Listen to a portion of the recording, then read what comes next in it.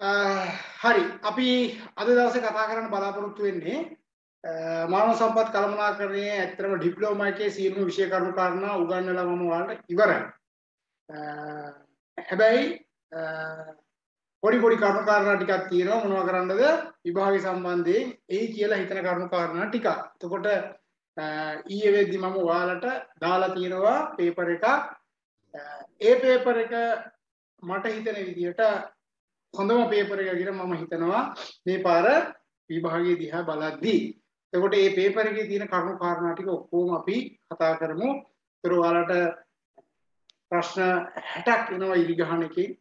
එහෙම වුණොත් එහෙම ලියන්න තියෙන්නේ ලකුණු 40ක කොටසක්. පේපර් එකේ වෙනසක් වෙන්නේ නැති වෙයි කියන තමයි ඉන්නේ. එහෙනම් ගැටලුවක් වෙන එකක් නෑ. සිද්ධාන්ත වශයෙන් සියලුම කරුණු කාරණා ආවරණය වෙලා තියෙනවා. හරි right. එතකොට මේකේ ඉරිගහන පේපර් එකේ ඇතුලේ ප්‍රශ්න 60ක් තියෙනවා. මේ ප්‍රශ්න 60ට ලකුණු 60ක් ඔයාලට හම්බ වෙනවා. සෙකන්ඩ් පේපර් එකේදී ඔයාලට ලකුණු 40ක් හම්බ වෙනවා. මේක කේස් ස්ටඩි ප්‍රශ්නේ අනිවාර්ය ප්‍රශ්නයක්. ඒකට බොහෝ විට ලකුණු 15ක් හම්බ වෙනවා. එහෙම නැතුනොත් මේකට ලකුණු 12ක් හම්බ වෙයි පේපර් එකේ. එතකොට එහෙම වුණොත් එහෙම 2 3 4 5 මෙන්න මේ ප්‍රශ්න ඔය විදිහට ඉස්සරහට යයි. හරි. කොහොම නමුත් ලකුණු 40 අන්තර්ගත වෙන්නේ කොහොමද කියලා මම හරියටම මෙතන කියන්න දන්නේ නැහැ. මෙතන 5ක් වුණොත් එහෙම මෙතන සමහරවිට මේ ප්‍රශ්න කෑ කොටස් 3ක් තිබ්බොත් එහෙම ලකුණු 15ක් දෙයි. කොටස් 2ක් තිබ්බොත් එහෙම ලකුණු 10ක් දෙයි. හරි. ඒ නිසා අතාරින්න නම් ප්‍රශ්න දෙන එකක් නැහැ. අනිවාර්යෙන් ලියන්න ප්‍රශ්න තියෙයි. ඒ නිසා මේ ටිකෙන් ලකුණු 40ක් ආවරණය වෙනවා. හරි. ලකුණු 40ක් ලියන්න තියෙනවා. කොටස් වශයෙන් ගත්තොත් අනිවාර්යයෙන් කොටස් 8ක්වත් ફોකස්ේ තියෙනවා. මොකද ලකුණු 5 10කට එන්නේ කේස් ස්ටඩි එක විතරයි. ඉතුරු ඔක්කොම එන්නේ අනිත් ඒවා ලකුණු 5 කොටස් විදිහට එන්නේ. ඒතකොට 10 එකක් ආවොත් එහෙනම් 5 ඒවා 6ක් තියෙන ඔක්කොම 7ක් ලියන්න තියෙනවා. ප්‍රශ්න 7කට උත්තර ලියන්න තියෙයි. ඉරිගහන්න ලකුණු 60ක් තියෙයි. හරිද? එතකොට මේ දක්වා ඉගෙනගත්ත කරුණු කාරණා එක්ක ඔයාලට ෆයිනල් එක්සෑම් එකට ඉන්නේ මිඩ් එක දක්වා උගන්වපු කරුණු කාරණා වලින් පස්සේ කාරණා ටික. දැන් මිඩ් එක දක්වා අපි ඉගෙන ගත්ත ඒවා තියෙනවනේ මොනවද? රැකියා නිර්මාණය, ප්‍රතිනිර්මාණය, විශ්ලේෂණය, සැලසුම්කරණය, ආකර්ෂණය, තෝරා ගැනීම, බඳවා ගැනීම, අනුස්ථාපනය, පුහුණුව හා සංවර්ධනය, සංවේදන කළමනාකරණය, විනය කළමනාකරණය, දුක් ගැනවිලි කළමනාකරණය, ශ්‍රමික සම්බන්ධතා කියලා ඉවර කරේ. ඒ දක්වා කතා කරපුව ඔක්කොම මිඩ් එකට ආවා. ඒ නිසා එතනින් පස්සේ ටික තමයි ඔයාලට එන්නේ ෆයිනල් එක්සෑම් එකට. එතකොට ජාත්‍යන්තර මානව සම්පත් කළමනාකරණ අභියෝග, නූතන මානව සම්පත් කළමනාකරණ අභියෝග, උපාය මාර්ගික කළමනාකරණය, මානව සම්පත් කළමනාකරණය, තොරතුරු තාක්ෂණය, සංවිධාන ගැටුම්, ඒ වගේම සංවිධාන සංස්කෘතිය, අභිප්‍රේරණය, ඒ වගේම නායකත්වය, sannivedanaya, ඊට පස්සේ නූතන මානව සම්පත් කළමනාකරණය සඳහා භාවිතා වන්නා වූ අනපනත්, සිද්ධි අධ්‍යයනය, මෙන්න මේ වගේ තමයි සම්පූර්ණ විෂය නිර්දේශය ආවරණය වෙන්නේ දෙවෙනි කොටසේදී. හරි. ඒ නිසා ඒ ගැන වැඩි අවධානයෙන් ඉන්න. අවසාන කාලයේ වෙනකොටත් මම අනිවාර්යයෙන්ම ඕන කරන නෝට්ස් ටික ඔක්කොම දාලා තිබ්බා. හැබැයි අර 5S concept එකට අදාළ නෝට් එක මම කොහොමද දාන්නේ? ඒක පන්තියේ කතා කරපු කරුණු කාරණා කියලා කිව්වා. ඒ හැරෙන්න අනිත් දාන්න පුළුවන් ඔක්කොම නෝට් දාලා ඔක්කොම කරලා ඉවරයි. මේ නෝට වලට ඇඩ්මිෂන් එකත් හම්බ වෙලා ඇති. යම් කිසි කෙනෙකුට විභාගයට යම් සාධාරණ හේතුවක් මත පෙනී සිටීමට නොහැකි වෙනවා නම් එයා අනිවාර්යයෙන්ම WhatsApp message එකක් දාන්න ඕනේ. මෙන්න මේ නම්බරේට විභාගය සඳහා මුහුණ දීමට හැකියාවක් නැහැ කියලා සාධාරණ හේතුවක් එක්ක. ඒතොර යාට මේකප් ටෙස්ට් එකක් ගන්න පුළුවන්. 071 178යි 62යි 66. මේකට WhatsApp message එකක් දාන්න ඕනේ. සහභාගී වෙන්න බෑ කියලා හිතනවා නේද? හරි? right. ඒතර ඔයාලට මට කියන්න තියෙන දේ තමයි කෙටි පේපර් එක ඇතුලේ තමයි ඔයාලට මේ පාර ගොඩ යන්න පුළුවන් හොඳම මාර්ගය තියෙන්නේ. හේතුව තමයි කෙටි පේපර් එක ඇස්සේ ප්‍රශ්න 60ක් තියෙනවා. ලකුණු 60ක් දීලා තියෙනවා. ඒ වගේම සිද්ධි අධ්‍යයනයේ ලකුණු 15ක් આવොත් කෙලින්ම ලකුණු 75ක්ම gedara අතේ තියාගෙන ඉන්නවා හා සමානයි. හරි? ඒ නිසා පැහැදිලිව කෙටි පේපර් එක හොඳට ගොඩ දාගන්න ඕනේ. දැකපු ගමන් උත්තර ගහන්න යන්න එපා. හේතුව උත්තරයක් සටහන් කරන්න දෙන එකපාරයි දෙපාරක් සටහන් කරලා තිබ්බොත් එහෙම ඒක කැන්සල් වෙලා යනවා. මම කලිමුත් කියලා ඇති සමහර විට උත්තර සටහන් කරනකොට එකපාරයි සටහන් කරන්න දෙන්නේ. කපලා ඊගාට ගහන්න බෑ. හරි? එකපාරයි ගහන්න වෙන්නේ. ඉතින් ඒක හොඳට මතක තියාගන්න. දැන් මම ඔයාලට පේපර් එක දාලා තියෙනවා. ඒ පේපර් එක තමයි මම අද දවසේ කතා කරන්නේ. හරි? මම ඔයාලට පොඩි කාලයක් දෙනවා. දැන් මේ පාර එක්සෑම් එක තිබ්බෙත් ඔන්ලයින් මෙන්න මේ විදිහට. ඒ නිසා මෙන්න මේක මේ විදිහට තමයි කරන්න ඕනේ. පොතේ කෙලවරක හරි අන්තිම පිටුවේ හරි මෙන්න මේ ප්‍රශ්න පහට උත්තර පහ සටහන් කරගන්න ඕනේ. ඊට පස්සේ මම කතා කරනවා. ඔය පහ ගන්න. පළවෙනි ප්‍රශ්න පහ ගන්න. විනාඩි 5ක් නෑ ඔකට යන්න. නමුත් මම විනාඩි 4ක් විතර දෙන්නම්. උත්තර ටික මාක් කරගන්න. ප්‍රශ්න 6ක්ම ගන්න පුළුවන් ඔයාලට. 6ක්ම ගන්න. පේනව නේද? පැහැදිලිව 6ක් තියෙනවා. හරි නේද? උත්තර ටික සටහන් කරගන්න ඇති කියලා මම විශ්වාස කරනවා. මම ඔක ඔහොමම තියෙද්දි නේද? අයින් කරන්නේ නැතුව ඔහොමම කතා කරන්නම්කෝ. පටන් ගත්ත ගමන් අහන්නේ මේකේ රෙකෝඩින් එක දෙනවද කියලා. රෙකෝඩින් එක නේ පන්ති ඉවරනකන් ඉන්නේ. සමහරලාට දෙන්න බැරිනොත් දැන් ගිය සතියේ එහෙම පන්ති එක රෙකෝඩින් එකක් ඔන් කරගන්න බැරුව නෑ ඉතින්. මොනවා හරි තාක්ෂණික හේතුවක් මත ගන්න බැරි වෙලාවලුත් තියෙනවා. යාද පොයි දවස් හින්දා ප්‍රශ්නයක් තියෙන්න පුළුවන්. මම ඉස්සල්ලාම ඔයාලට කනගාටු වෙනවා මගේ පැත්තෙන් මේ වෙච්ච අතපසුවීම සම්බන්ධයෙන්. මගේ ජීවිතේ මම ආපස්සට අවුරුදු 10ක් 12ක් ගිහිල්ලා බැලුවත් පොයි දවසක කිසිම දවසක පන්තියක් හෝ ඒ ආසන කිසිම වැඩක් කරලා නැහැ. නමුත් යම් අතපසුවීමක් තුළ මේ පන්තිය දාලා තියෙනවා. ඒ දාපු එක අයින් කර ගැනීමට නොහැකි වීම තුළ ඒ වගේම එක්සෑම් එකට ආය දවසක් නැති හින්දා ඔයාලට ඇඩ්මිෂන් උත් එහෙම ඔක්කොම ඉෂුව කරලා තිබ්බ නිසා කරන්න විකල්පයක් නැති හින්දා තමයි මම අද දවසේ මේ පන්තිය සඳහා සහභාගී වුණේ ඔයාලා වෙනුවෙන්. නැත්තම් මම කිසිම හේතුවක් මත සහභාගී වෙන්නේ නැතුව ඉන්න හිටපු අවස්ථාවක් ওই දවසේ කියන්නේ කොහොමදවත් කරන්නේ කමක් නැහැ. ඔයාලා වෙනුවෙන් මම මේ දවස් අද කැප කරලා මේ සඳහා පැමිණියා. මම හිතන්නේ අවුරුදු 10ක් 12ක් ඉතිහාසෙ පිටිපස්සට ගියත් එහෙම එකක් නේ දවස් කවදාවත් නැහැ. හරි. ඒ නිසා අද දවසේ උපරිම අපි කතා කරමු. ප්‍රශ්නයක් නැහැ. මේ බලන්නකෝ මේකේ මානව සම්පත් කළමනාකරන තොරතුරු පද්ධතියක් යන සංවිධානයක මානව සම්පත් කළමනාකරණයට අදාළ දත්ත හා තොරතුරු එකතු කිරීම හරි වාර්තා කිරීම හරි ගබඩා කිරීම හරි විශ්ලේෂණය හරි අර්ථකථනය කිරීමත් හරි එන ඉහත සියල්ල වේ. හරි. ඊගොට මානව සම්පත් කළමනාකරන තොරතුරු පද්ධතිය සඳහා භාවිතා කරන විකල්ප පදයක් වන්නේ කුමක්ද? විකල්ප පදයක්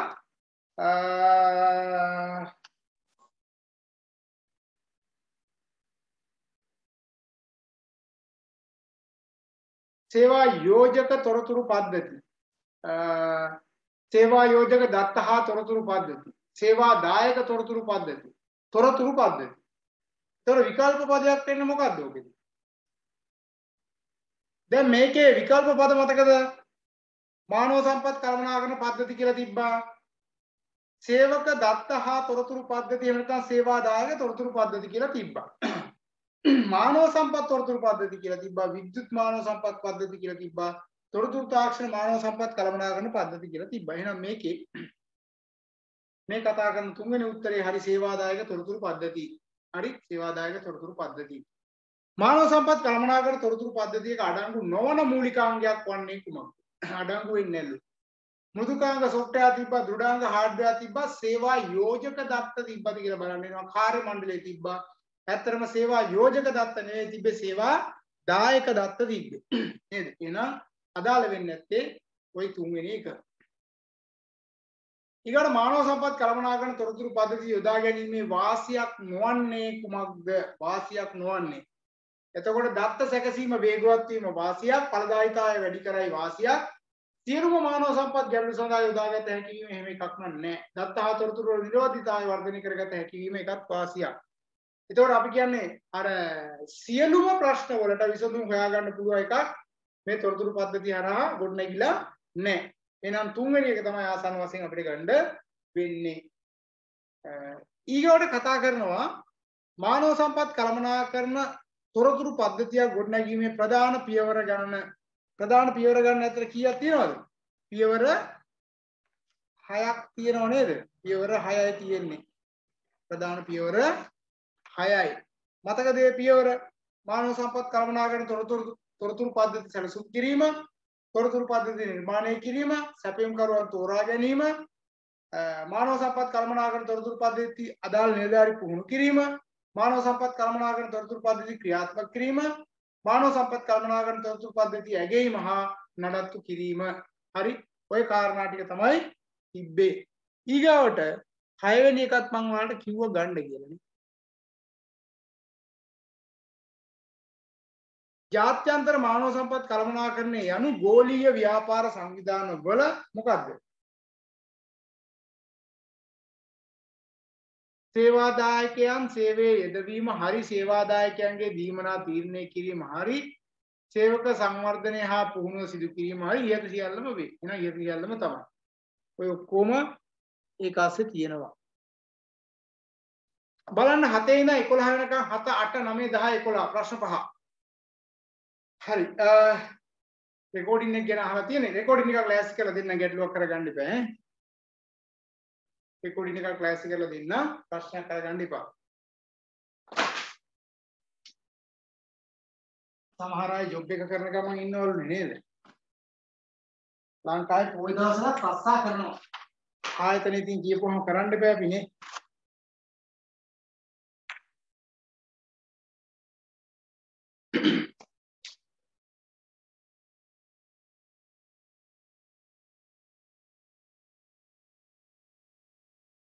ඔන්ලයින් පේමන්ට් කරන්න පුළුවන්ද කියලා අහන පුළුවන්. ගැටලුවක් නැහැ.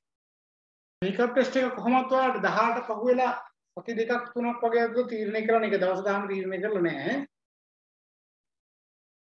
බොහෝ විට 18 25 ඔක්තෝබර් පළවෙනි සතියේදී කැම්පස් එකේ එක්සෑම් තියෙනවා නම් මේ එක්සෑම් එක ඩක් ගාලා ඉවර කරගන්න.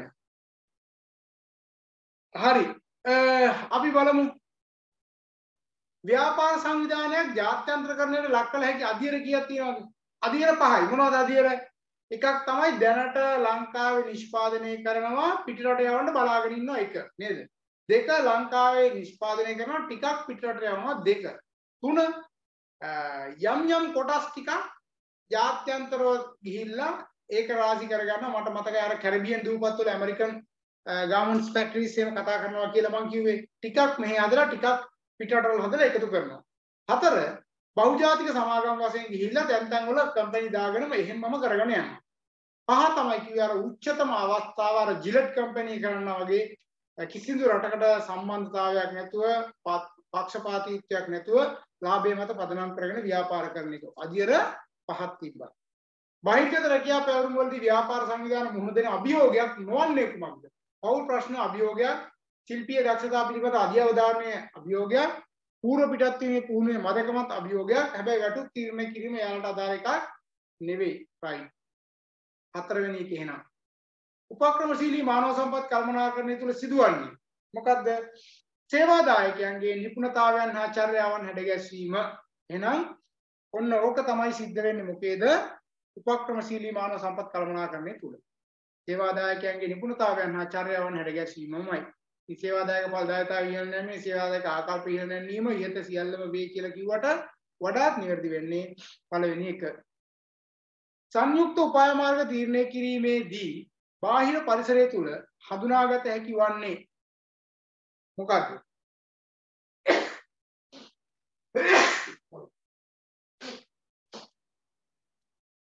බාහිර පරිසරය මොනවද තියෙන්නේ?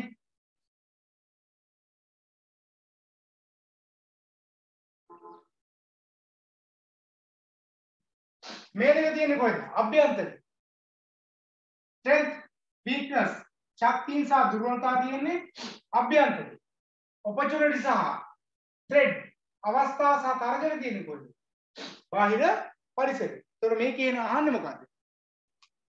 උපක්‍රමශීලී මානව සම්පත් කළමනාකරණය සිදු ඒක හරි සංයුක්ත උපාය මාර්ග තීරණය කිරීමේදී බාහිර පරිසරය තුල හඳුනාගත හැකි වන්නේ මොකක්ද? අවස්ථා සහ තර්ජන. අවස්ථා සහ තර්ජන. උපක්‍රමශීලී මානව සම්පත් කළමනාකරණයේ ප්‍රධාන ප්‍රවේශයන් කීයක් තියෙනවද? 4ක් තියෙනවා. මොකද්ද? සම්පත් පාදක කොටගත් ප්‍රවේශය, ඉහළ කාර්යඵල ප්‍රවේශය, ඉහළ කැපවීම කළමනාකරණ ප්‍රවේශය සහ ඉහළ සහභාගීත්ව කළමනාකරණ ප්‍රවේශය. එතකොට මේ කියලා තියෙන ප්‍රවේශයන් මොනවද කියලා ඔන්න ප්‍රවේශයන් 4යි.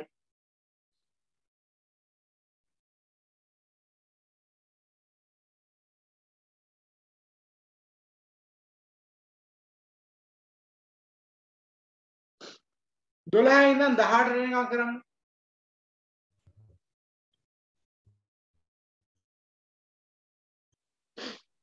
12 ඉඳන් 18 වෙනකම්. හරි. උපක්‍රමශීලී මානව සම්පත් විධායකයෙකු සතු විය යුතු නොවන නිපුණතාවයක් වන්නේ මොකක්ද? ව්‍යාපාරික නිපුණතාවය තියෙන්න ඕනේ, වෙනස් වීම කළමනාකරණය කිරීමට ඇති හැකියාව තියෙන්න ඕනේ, තාක්ෂණික නිපුණතාවයක් තියෙන්න ඕනේ. හැබැයි මූල්‍ය පාලනය කිරීමේ හැකියාව උපක්‍රමශීලී මානව සම්පත් විධායකයෙකු සතු විය යුතු නොවන නිපුණතාවයක්. ඒක ඇත්ත තිබ්බා කියලා ප්‍රශ්නයක් නෑ. හැබැයි ඒක අනිවාර්ය වෙච්ච එකක් නෙවෙයි.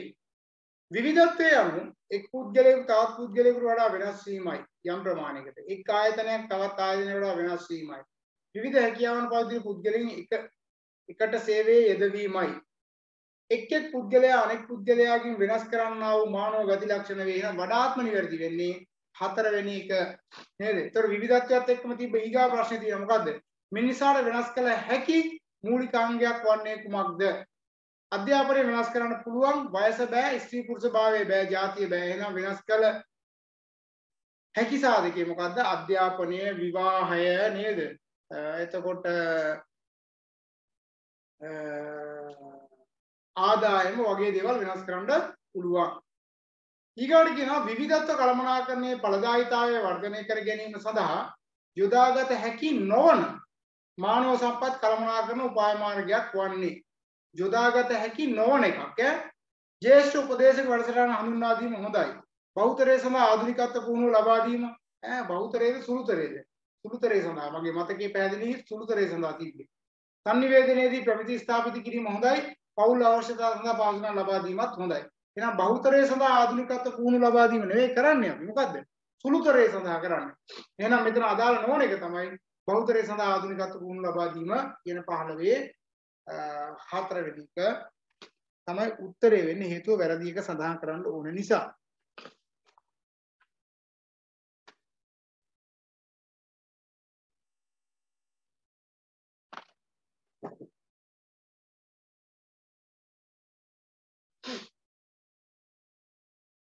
ආචාර ධර්ම මූල ධර්මයක් නොවන්නේ කුමක්ද? තීරණ ගන්නා පුද්ගලයාගේ දැහැමි බව තිබ්බා, බහුත්වාදයේ තිබුණා.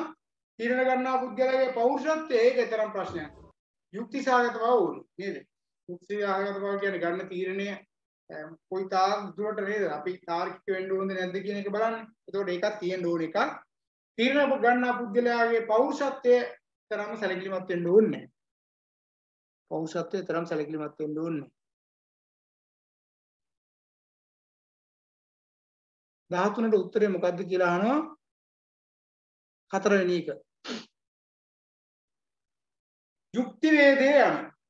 මොකද්ද යුක්ති වේදේ කියලා කියන්නේ?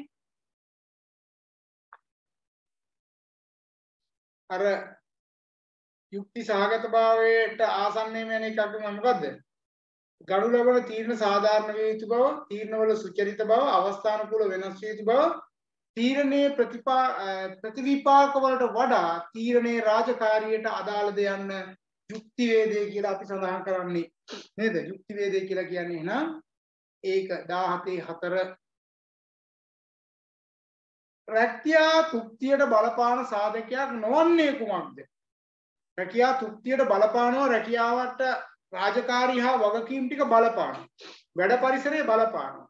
සේවකයාගේ දැනුම තුක්තියට යම් ප්‍රමාණයකට ඒක සාධකයක් වෙන්න පුළුවන්. නමුත් ඊටත් වඩා සුපරීක්ෂණයේ ස්වභාවය ඒකත් ඍජුවම බලපානවා.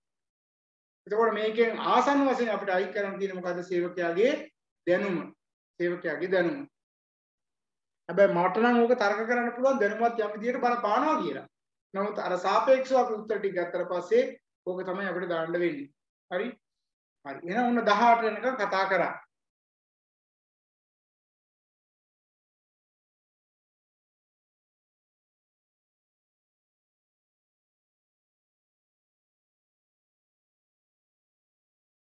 19 ඉඳන් 23ට එනකන් එන්න.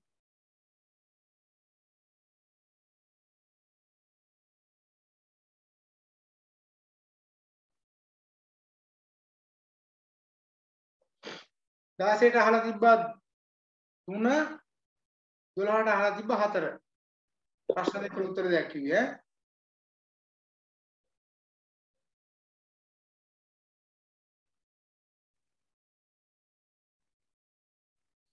දොළහට 4 කේ උත්තරේ 2. පස්වෙනි එකට අහලා තියව පස්වෙනි එකට 2. කවුද මේ 5ට 3 කියලා දාලා තියෙන්නේ? 5ට 2.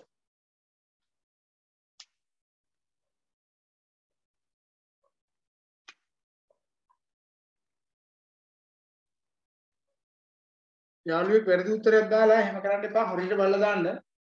කවුරු හරි අහලා තිබ්බ chat එකේ 5ට කීයද කියලා 5ට 3 කියලා දාලා දෙන්න. 5ට 3 නේ 5ට 2. හරි. 19 බලන්න.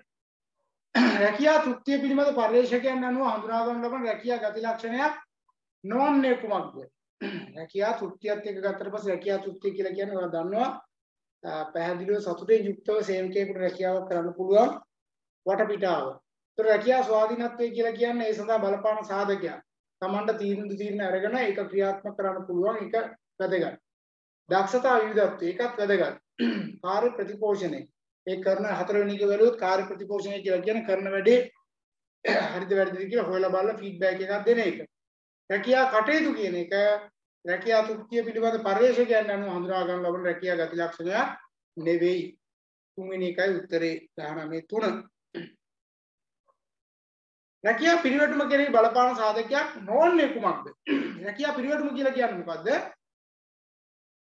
රැකියා පිරිවැටුම කියලා කියන්නේ ආයතනයේ හැර යාම සේවකයා. ආයතනයේ හැර යාමට බලපාන වැටුප. වැටුප අඩු වුණොත් එන සේවකයා ආයතනයේ හැර යනවා. උසස් වීම නොලැබුණු සේවකයා හැර යනවා. ආයතනයේ පිළිගැනීම නැතුනොත් සේවකයා හැර යනවා. සේවක මාන්නය කියලා කියන්නේ ඒක සේවකයා තුල හට ගන්න එකක්. ඒක ආයතනයේ කිසි සම්බන්ධයක් නැහැ නේද? ඒක සේවකයා විසින් ගොඩනගා ගන්න එකක්. ඒ නිසා සේවක මානය කියන එක රැකියා පිරිවැටුම කෙරේ බලපාන සාධකයක් නෙවෙයි.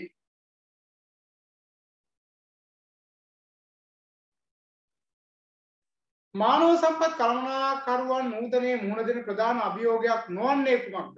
ඔයාලා දන්නවා ප්‍රධාන අභියෝග 3යි. අනිපුද්ගල අභියෝග, පාරිසරික අභියෝග සහ සංවිධානමය අභියෝග. අපි කතා කරන තනිපුද්ගල අභියෝග, සංවිධානමය අභියෝග සහ පාරිසරික අභියෝග. ඕක තමයි අභියෝග 3. ඒතකොට දේශපාලනික අභියෝගයක් කියලා විශේෂයෙන් ගන්නෑ. එහෙනම් 21 2 උත්තරේ. 22 ව්‍යාපාරික පරිසරයේ සැලකීමේදී අභ්‍යන්තර පරිසරයට ඇතුළත් වන්නේ කුමක්ද? අභ්‍යන්තර පරිසරයේ ඇතුළත තිබෙ මොනවද?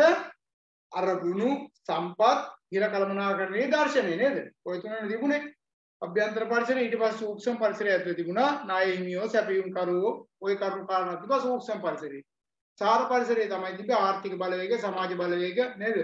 තාක්ෂණික බලවේග, ශිල්පීය බලවේග තිබ්බේ සාර පරිසරයේ. එහෙනම් අභ්‍යන්තර පරිසරයේ මේකේ තියෙන්නේ මොනවද? අරමුණු. තනිපුද්ගල අභියෝගයක් නොවන්නේ කුමක්ද? ඉතින් තනිපුද්ගල අභියෝගයක් තමයි ඵලදායිතාවේ, සවිබලකරණය, සේවාදායක සංකෝචනය කියලා කියන සංවිධානමය අභියෝගයක්. බුද්ධිගලණය කියන්නේ තනිපුද්ගල අභියෝගයක්. එහෙනම් අදාළ නොවන්නේ මොකද්ද? සේවාදායක සංකෝචනය. හේතුව සේවාදායක සංකෝචනය අදාළ වෙන්නේ සංවිධානමය අභියෝගයක් සඳහා.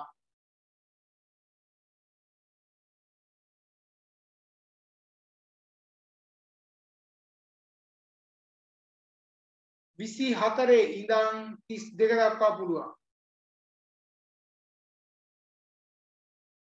ප්‍රශ්න 9ක් තියෙනවා.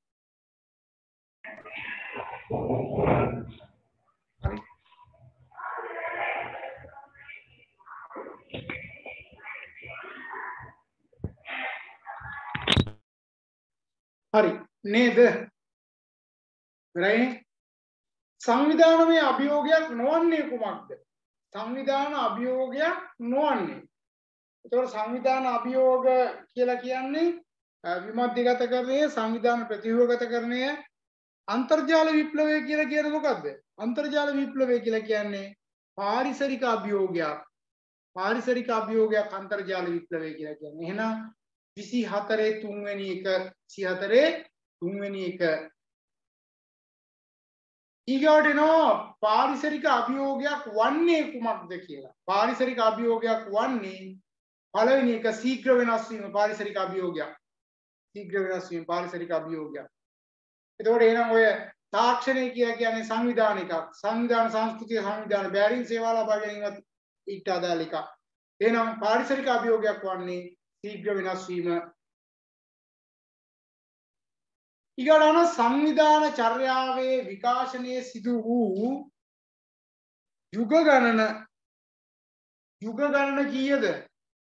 යුග කීයක් තිබ්බද? යුග 4ක් තිබ්බා. සංවිධාන චර්යාවේ යුගයන් 4ක් තිබ්බා. 26 එක මොකක්ද මේ පළවෙනි යුගයේ? විද්‍යාත්මක කළමනාකරණයට පෙර යුගයේ නේ. 1800 ඉඳන් 1880 දක්වා කාලේ. මේකේ 1880 විද්‍යාත්මක කළමනාකරණයට පෙර යුගය. ඊට පස්සේ තව එකක් තිබ්බා මොකද්ද? 1880 ඉඳන් 1930. 1880 1930 මොකද්ද මේ කාලය? සම්ප්‍රදායික යුගය. සම්ප්‍රදායික යුගය. ඊට පස්සේ 1930 ඉඳන් 1960 දක්වා 1930 1960 මේක මොකද්ද? චර්යාත්මක යුගය. චර්යාත්මක යුගය. ඊට පස්සේ 1960න් පස්සේ මොකද්ද තිබ්බේ? 1960න් පස්සේ තිබ්බා sorry අරක චර්යාත්මක යුගය මේක වර්තමාන යුගය.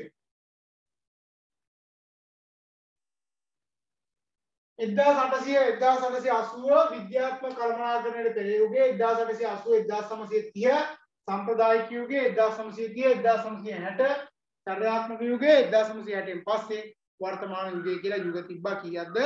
4ක්. වෙන සංවිධාන චර්යාවේ විකාශනයේ සිදු වූ ප්‍රධාන යුග ගණන 4යි. පළවෙනි එක උත්තරය. අන්න දැන් ආන විද්‍යාත්මක කළමනාකරණයට පෙර යුගයේ ආයත් කාල වකවානුව වන්නේ දැන් මම පැහැදිලිව බෝඩ් එකේ ඉස්සල්ලාම ලිව්වා. 27 කීයද? 1800 සහ 1880. චර්යාත්මක යුගයට අදාළ කාල වකවානුව මම දැන් ලිව්වා 1930 සහ 1960. උත්තරේ කීයද? 2. උත්තරේ 28 2. 29 යන වර්තමාන යුගයේ මානව ස්වභාවය වන්නේ.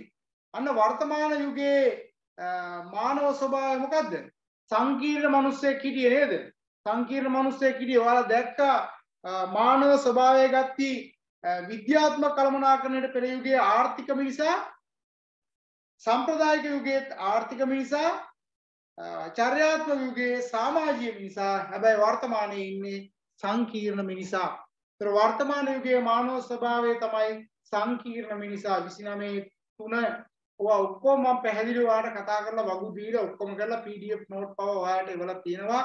ඔක ඔයාලා ළඟ තියාගෙන උත්තර ලියන්න බැරි වෙලාවත් ඔයාලට ෆිසිකලි ඇවිල්ලා එක්සෑම් ලියන්න කිව්වා නම් ඔයාලට සිද්ධ වෙන ওই නෝට් එක පැත්තකින් තියලා ඇවිල්ලා ලියන්න නේද?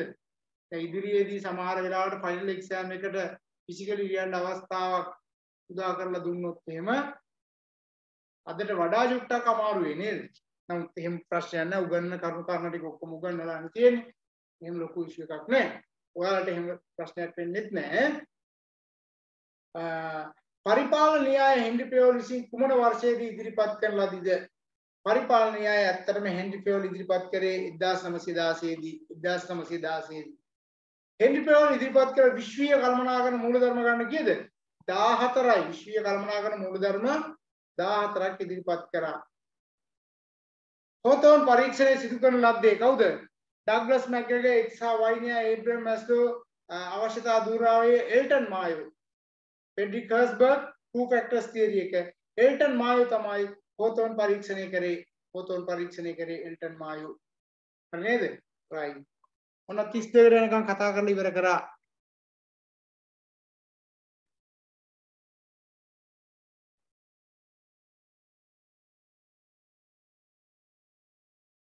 තිස් 8 වෙනකම් බලන්න පුළුවන් මං හිතන්නේ.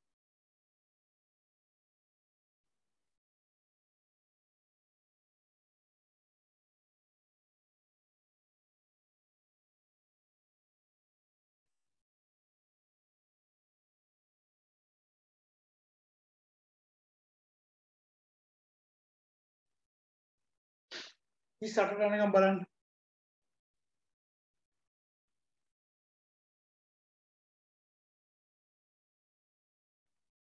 26ට අහලා තිනවා 26ට 1, 30ට අහලා තිනවා 30ට 1, 24ටත් 1.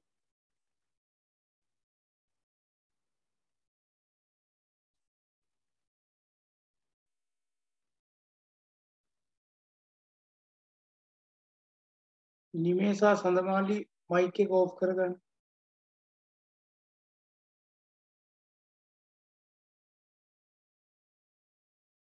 හරි. 33 බලන්න පුද්ගල වයස සහ සේවක කාර්යඵල අතර හඳුනාගත හැකි සම්බන්ධය මොකක්ද? පුද්ගල වයස වැඩි වෙන්න කාර්යඵල මොකද වෙන්නේ? වයසට යන්න අඩු වෙනව නේද? මේක අතර තියෙන මොන සම්බන්ධයක්ද? ඍණාත්මක සම්බන්ධයක් තියෙනවා. ප්‍රතිලෝම සම්බන්ධයක් තියෙනවා. වයස වැඩි වෙනකොට කාර්යඵල අඩු වෙනවා නේද? ඒතකොට එහෙනම් ඔයාලගේ අපි හැමෝගෙම වයසට යන්න හිතීමේ ශක්ති ප්‍රමාණය යම් ප්‍රමාණයකින් අඩු වෙනවා. කාය ශක්තිය යම් ප්‍රමාණයකින් අඩු වෙනවා. එහෙනම් කාර්යඵල අඩු වෙනවා කියලා හොයලා තිබ්බා. වයස වැඩි වෙන විට කාර්යඵල වැඩි වෙන්නේ නැහැ. වයස වැඩි වෙන විට කාර්යඵල වෙනස් නොවෙන්නේ නැහැ. ඊට සියල්ල වේ වැරදි. කාන්තාවන් සහ කාර්යඵල අතර සම්බන්ධයක් ගැන කතා කරලා තිබ්බා නේද? කාන්තාවන්ගේ නිමාඩු ගැන කතා කරලා තිබ්බා. ඉතින් මම මේ කරුණු කාරණා ඔක්කොම කතා කරලා තිබ්බා.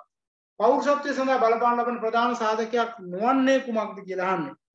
එතකොට මේකේ නොවන්නේ කාරණාව නම් පැහැදිලි. නමුත් මේ පාර අහන්න පුළුවන් පෞරුෂත්වයේ සඳහා බලපාන ලබන ප්‍රධාන සාධකයක් වන්නේ මොකද්ද කියලා ඇහුවොත් එහෙම නේද? සාමාන්‍ය කරුණු බලපානවා, පාරිසරික කරුණු බලපානවා, සමාජීය සංස්කෘතික කරුණු බලපානවා, ආවස්තිත කරුණු බලපානවා, ආත්ම සංකල්පය බලපානවා. ඒතකොට එහෙනම් ඕකේ ඇතුළත් නොවන්නේ පෞල් පසුබිම කියන එක ඇතුළත් වෙන්නේ නැහැ. පෞල් පසුබිම ඇතුළත් වෙන්නේ නැහැ. සිග්මන්ඩ් ෆ්‍රොයිඩ් විසින් හඳුන්වාලද මනෝලිංගික ප්‍රධාන කාල පරිච්ඡේදයක් නොවන්නේ කුමක්ද? සිග්මන්ඩ් ෆ්‍රොයිඩ් විසින් හඳුන්වා දීපු කාල පරිච්ඡේද 5ක් ගැන කතා කරා නේද? අපි කාල පරිච්ඡේද 5ක් ගැන කතා කරා. මොකද්ද? මුඛ්‍ය අවධිය. මුඛ්‍ය. මේක 0.1යි. ඊට පස්සේ අපි කතා කරලා තිබ්බ මොකද්ද? පාශය අවධිය. පාශය කීයද වයස? 1.4යි. 1.4යි. ඊට පස්සේ අපි කතා කරලා තිබ්බා මොකද්ද? චෛන. වයස කීයද?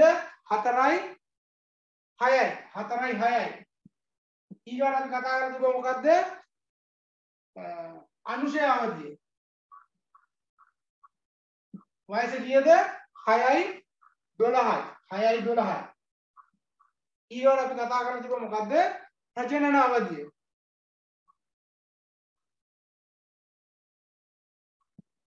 ඒක වයස අවුරුදු 12 18ක් අතර නේද? මෙන්න මේ විදිහට තමයි කාලවකවානු පහ පෙන්නලා දීලා තියෙන්නේ. ඒතර මේකේ අහන්නේ මොකද්ද? සිග්මන්ඩ් ෆ්‍රොයිඩ් විසින් හඳුන්වා දෙන ලද මනෝලිංගික වර්ධන කාල පරිච්ඡේදයක් නොවන්නේ මුඛ්‍ය අවධිය තියෙනවා, පාශය අවධිය තියෙනවා, ප්‍රජනන අවධිය තියෙනවා, යෞවන අවධිය කියලා එකක් හඳුන්වා දුන්නේ නේද? ඕනේ නම් ඔයාලට හඳුනා ගන්න පුළුවන්. යෞවන අවධිය නෑ 4. චෛන අවධිය ඇතුළත් කාල පරතරය වන්නේ අන්න මේකේ කාල පරතරය තියෙනවා මොකද්ද? අවුරුදු 4යි 6යි. ඒ කියන්නේ දෙවෙනි උත්තරය සංජානනයට බලපානු ලබන ප්‍රධාන සාධකයක් නොවන්නේ කුමක්ද? සංජානකයා බලපානවා, ඉලක්කය බලපානවා, අවස්ථාව බලපානවා, ස්ථානය බලපාන්නේ නැහැ සංජානනය සඳහා.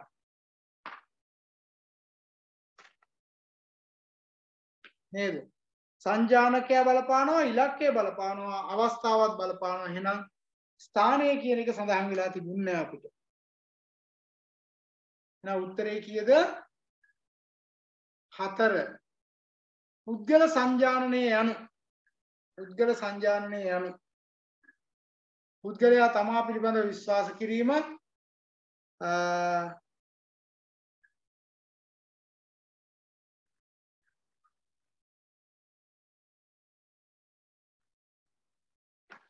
පුද්ගලයන් තම රැකියාව ඇගීම, පුද්ගලයන් සෙසු අය පිළිබඳව නිශ්චය කිරීම, ආයතනයක් සමාජය පිළිබඳව නිශ්චය කිරීම. එහෙනම් 38 කීයද? 3. පුද්ගලයන් සෙසු අය පිළිබඳව විනිශ්චය කිරීම 38 3.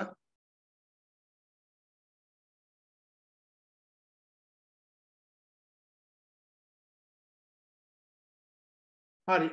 එන්න බලන්න එහෙනම් 46ට නිකන් ඉන්නකො 7 පේන්නේ නැති වෙයි. 39 ඉඳන්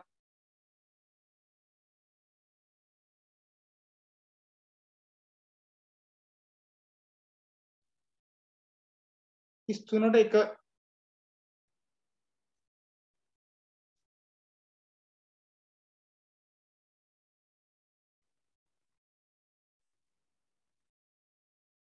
එයි මෙයා හිටියේ නැද්ද 20 21 22 23 අහනවා 20ට 4 21ට 2 22ට 2 23ට 3 20ට 4 21ට 2 22ට 2 23ට 3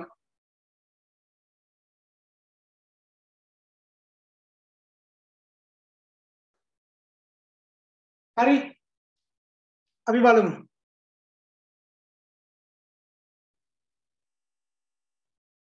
මේ පාර අහනවා 16 17 18 16ට 3 17ට 4 18ට 3 16ට 3 17ට 4 18ට 3 ආයෙත් කවුද අහනවා 32 32ට මම දැන් 4 පාරක් විතර කිව්වා 32ට 4 sorry 32ට 3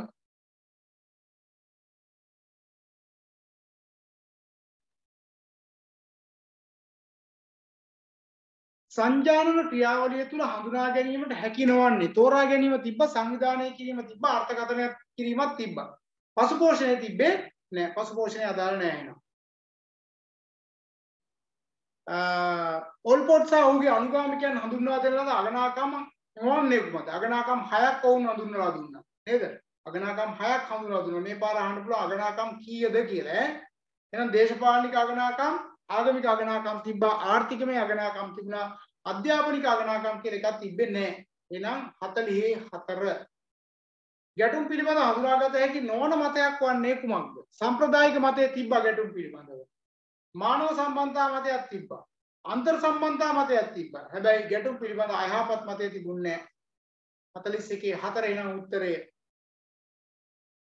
ගැටුම් ක්‍රියාවලියේ කොන්දේසි තුල හඳුනාගත හැකි නොවන්නේ කුමක්ද සංනිවේදනයේ තිබුණා කොන්දේසි තුල සංවිධානයේ නෑ හැබැයි ව්‍යුහය සහ පුද්ගල විචල්යන් තිබුණා එහෙනම් සංවිධානයේ නෑ ගැටුම් ක්‍රියාවලියේ කොන්දේසි තුල හඳුනාගත හැකි නොවන්නේ සංවිධානය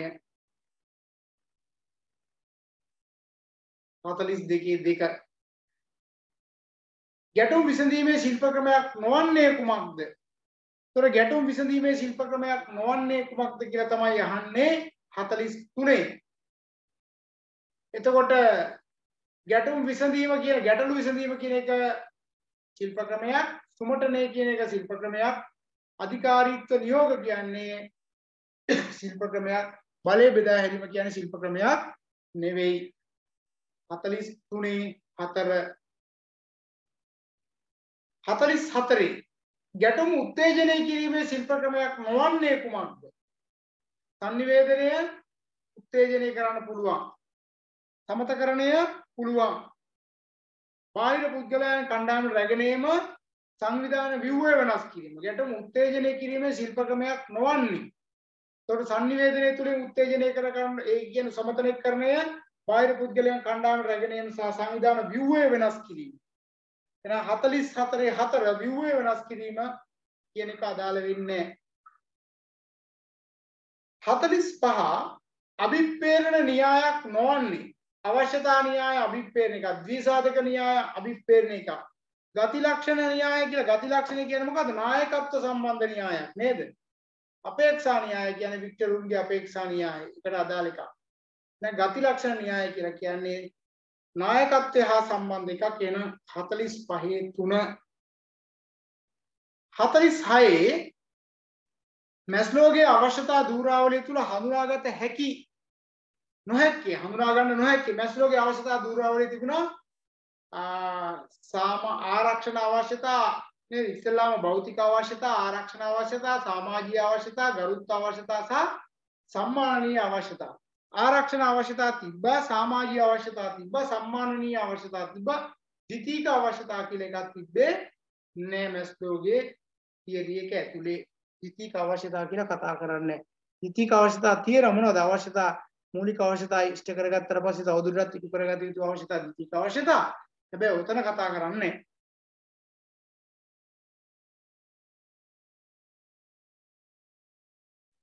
ඔන්න එනම් 46ට ඉවරයි.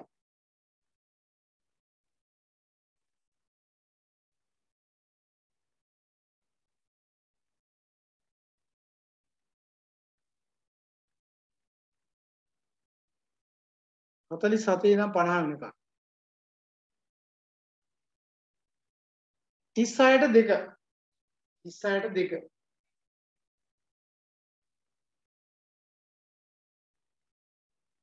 හරි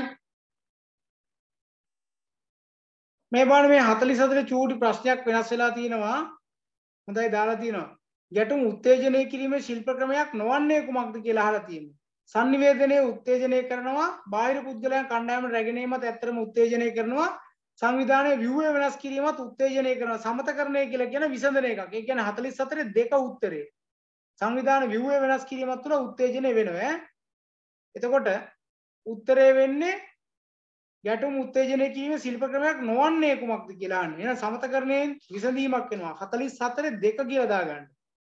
4 නෙවෙයි 2.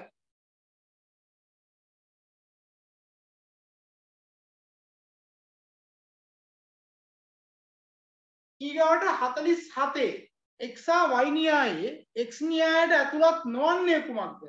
ඇතුළත් වෙන්නේ මොකද්ද? සේවකයා කටයුතු කිරීමට අකමැතිද නැද්ද? අකමැති. නිරන්තරයෙන් අකමැති නේද? සේවකයාගෙන් දඬුවම් කිරීමෙන් තර්ජනය කිරීමෙන් වැඩ ගන්න වෙනවද නැද්ද? වැඩ ගන්න වෙනවා. සේවකයා හැකි සෑම විටම වගකීම් බාර ගන්නවද? නෑ නෑ වගකීම් පැහැර හැරීමට උත්සාහ කරනවා. රැකියා ස්ථානයේ පවතින ආරක්ෂාව පිළිබඳව වැඩි අවධානයක් යොමු කරනවා යා. එහෙනම් තුන්වෙනි එක x න්‍යායට අදාළ නෑ. හැම විටම වගකීම් පැහැර හරිනවා. බාර ගන්න උත්සාහ කරන්නේ නෑ. 47 3 48 ශ්‍රී ලංකාවේ නීතියේ මූලාශ්‍රයක් නොවන්නේ කුමක්ද? ශ්‍රී ලංකාවේ විවස්ථාදායකයේ මූලාශ්‍රයක්, නීතිවේදීන්ගේ මතයේ මූලාශ්‍රයක්, මිනිසුන්ගේ ආකල්ප කියන ඒවා නෑ.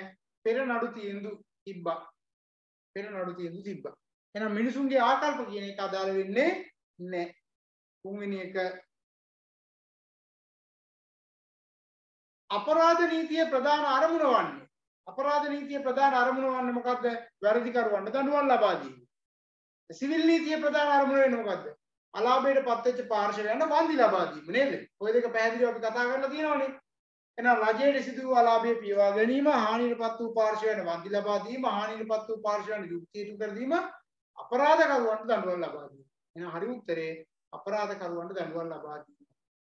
රෝමලන්දේසි නීතිය ක්‍රියාත්මක වූ කාලවකවානුව වන්නේ රෝමලන්දේසි නීතිය ක්‍රියාත්මක වුණේ කවදා ඉඳන් කවදා වෙනකන්ද 1656 ඉඳන් 1796 දක්වා 1796 ඉඳන් 1948 දක්වා හිටියේ කවුද?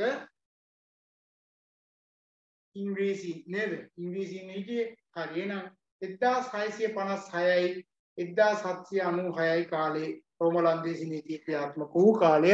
රෝමලන්දේසි නීතියට තව නමක් කියනවා අපි මොකද්ද? ශේෂ නීතිය කියලාත් කියනවා. 47 අහනවා 47 3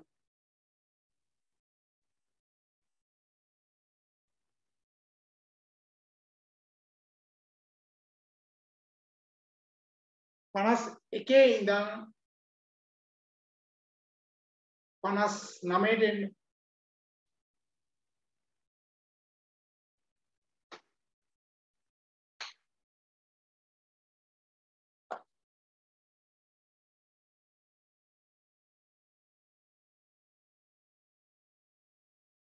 හරිද?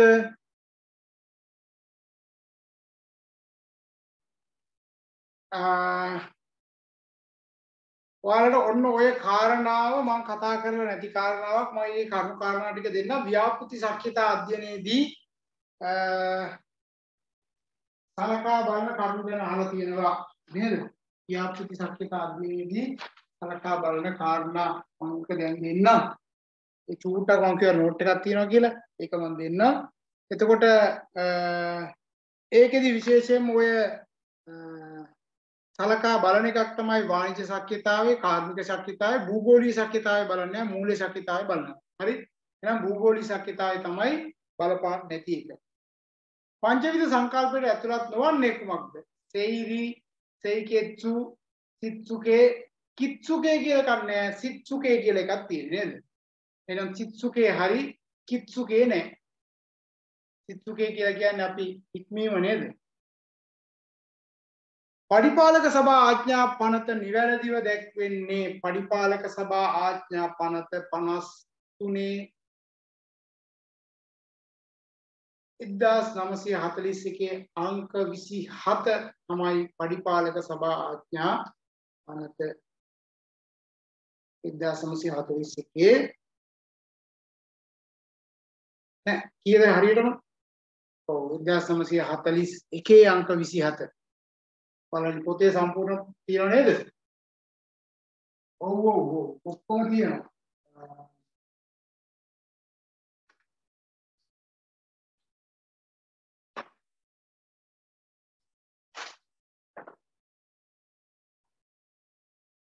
මේ පොතේ පැහැදිලිව ඔක්කොම ටික තියෙනවා නේද? මේක හම්බුණානේ.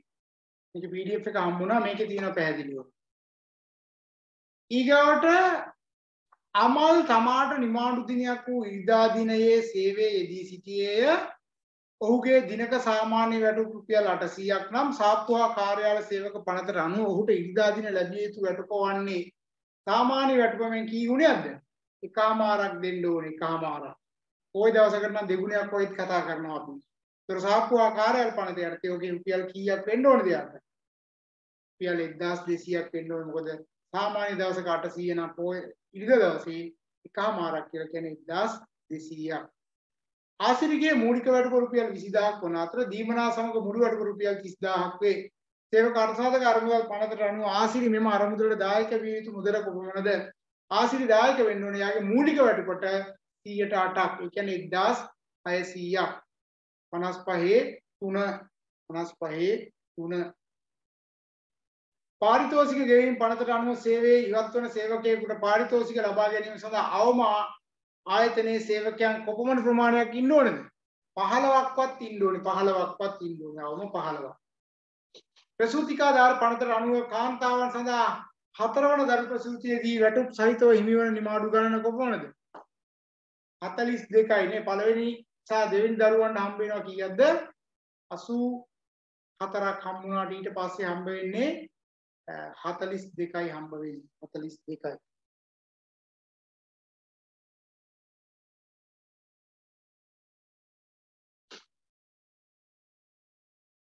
කාර්මික ආරවුල් පනත නිවැරදිව දැක්වෙන්නේ කාර්මික ආරවුල් පනත නිවැරදිව දැක්වෙන්නේ 1950 අංක 43.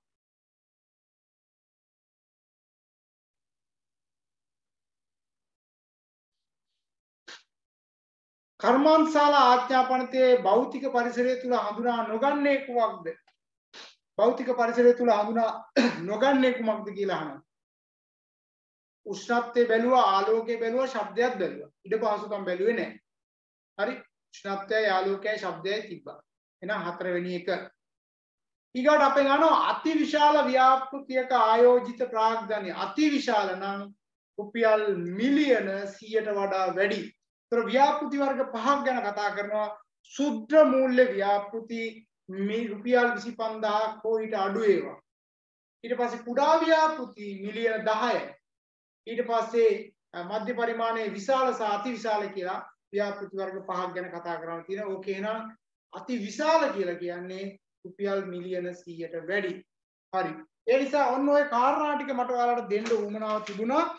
ඒ නිසා මේ පාරත් උතනින් ඇහුවොත් ඔච්චරයි අහන්න තියෙන්නේ.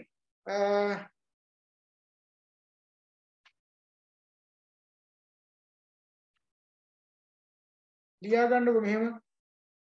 ඔතෙන්ටම ලියා ගන්න.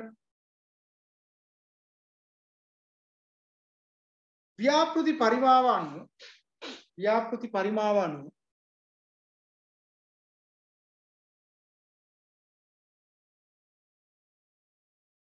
හඳුනාගත හැකි සංවර්ධන ව්‍යාපෘති පහකි.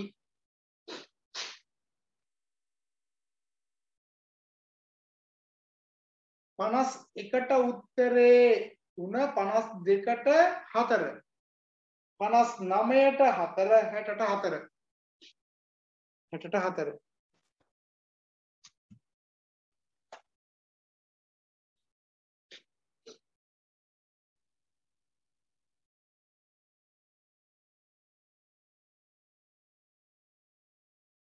දැන් විභාගයට ප්‍රශ්නයක් සාමාන්‍යයෙන් එන්න පුළුවන් තැනක් තමයි මෙන්න මේ සුද්ධ මූල්‍ය ව්‍යාපෘති කියන එක. සුද්ධ මූල්‍ය ව්‍යාපෘති කියලා කියන්නේ රුපියල් 25000ට වඩා අඩු ව්‍යාපෘති ග්‍රාමීය වශයෙන් කාන්තාවන්ගේ දින්දුභාවයේ රැකියා තත්ත්වයන් නගා සිටීම සඳහා ගොඩනගන ලද ව්‍යාපෘති. ඕක බංග්ලාදේශයේ මහමුද් තමයි ඉස්සල්ලාම පටන් ගත්තේ. එයාට ඔකට 2006 වෙදි නොබෙල් තෑග්ග පවා හම්බ වුණා. ඒ නිසා ඒ ගැන නිරන්තරයෙන් අහනවා. ලංකාවේ සුද්ධ මූල්‍ය ව්‍යාපෘති ක්‍රියාත්මක කරන ආයතන විශාල වශයෙන් තියෙනවා.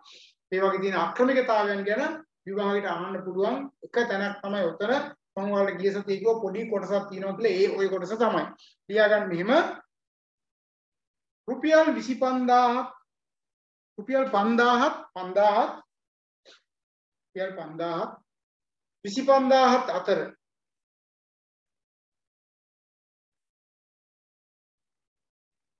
ආයෝජනයකින් ආරම්භ කරන්නා වූ ව්‍යාපෘති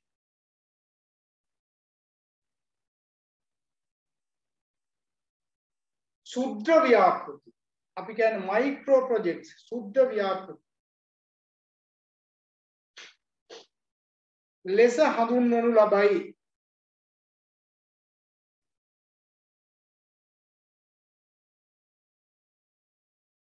ග්‍රාමීය ජනතාවගේ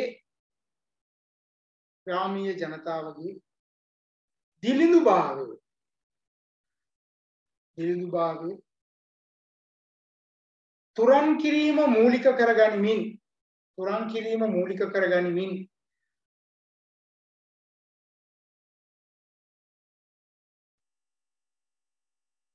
මෙම ව්‍යාපෘති ආරම්භ කළ අතර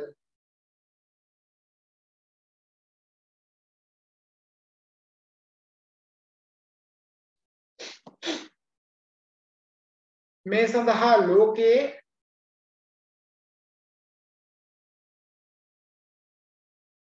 මූලිකත්වයේ ගෙන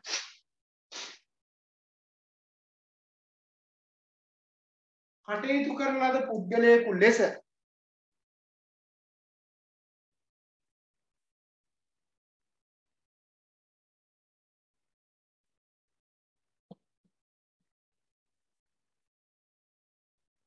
බංග්ලාදේශයේ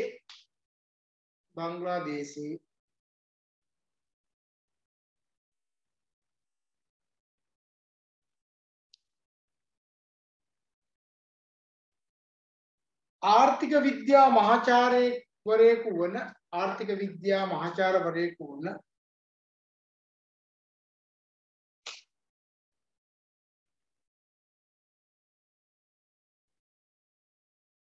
මහමුද් යුනුස්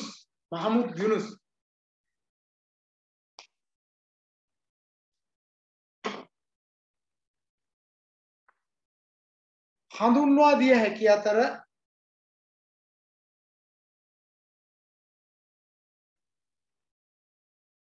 ඔහු මෙය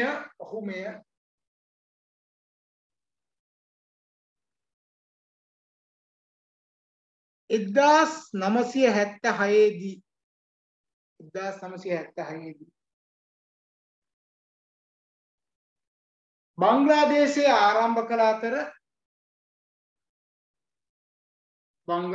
ආරම්භ කළ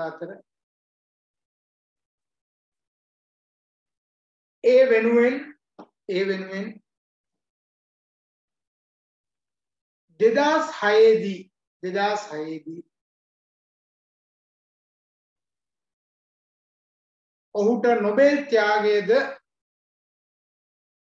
ඔහුට නොබෙල් ත්‍යාගයේද හිමි විය. දැන් මේක අහන්නකෝ මහමුද්ලා මේ පටන් ගත්ත වැඩේ ඇත්තටම හොඳයි. ග්‍රාමීය ජනතාවගේ දිලිඳුභාවය නගා සිටීමට විරකියාවට රැකියා අවස්ථා ලබා දීමට තමයි මේක පටන් ගත්තේ. එතකොට අද වෙද්දී මේකේ ප්‍රශ්න තියෙනවා. අද වෙද්දී ඔයාලා දැකලා තියෙනවා මයික්‍රෝ ෆිනෑන්ස් කම්පැනි තියෙනවා මේ වගේ අය කරන පොලිය විශාල පොලියක් අය කරනවා. පොලිය වැඩි. ණය එකතු කිරීමේ අක්‍රමවත් විදිහට එකතු කරන්න. විනිවිදවාය පේන්නේ නේද? ඊට පස්සේ තර්ජනය කරනවා. සමහරවිට මේ අයථාකම් ඕන තරම් දැන් අර කුඩා ව්‍යාපෘති වල කුඩා කණ්ඩායම් ව්‍යාපෘති කියලා තමයි සල්ලි දෙන්නේ. ඒතර සමහරවිට සල්ලි එකතු කරන පුද්ගලයා ගේ ගාවට ඇවිල්ලා යන්නේ නැහැ. කණ්ඩායමේ කවුරු හරි සල්ලි දුන්නේ නැත්තම් ඔක්කොම සල්ලි එකතු කරගෙන තමයි යන්නේ කියලා යන්නේ නැතුව ගේ ගාවට වෙලා ඉන්නේ. ඊට පස්සේ කාන්තාවන්ගේ අනියම් සම්බන්ධතා ඇති කරගෙන නැති ප්‍රශ්න සමහර දැන් යාපනයේ වගේ ප්‍රදේශ ගත්තට පස්සේ යාපනයේ විතරනේ රට පුරාම ජීව විදි නසාගත්ත ඒවා විශාල ප්‍රමාණයක් තියෙනවා. මේ කුඩා කණ්ඩායම් ණයත් එක්ක ණය අරගෙන ගෙවා ගන්න බැරි වෙච්ච ඒවත් එක්ක. එහෙනම් මේකේ අක්‍රමිකතා තියෙනවා. ඒතර මේකේ අරමුණ හොඳයි, ක්‍රියාත්මක වීම හොඳයි. නමුත් අපේ වගේ රටක් තුළ දැන් මේක ක්‍රියාත්මක වීමේදී ප්‍රශ්න ඇති වෙලා තියෙනවා. තරුවක් දාලා ලියා ගන්න මෙහෙම ශුද්‍ර මූල්‍ය ව්‍යාපෘති වල හඳුනාගත හැකි දුර්වලතා. ශුද්‍ර මූල්‍ය ව්‍යාපෘති වල හඳුනාගත හැකි දුර්වලතා.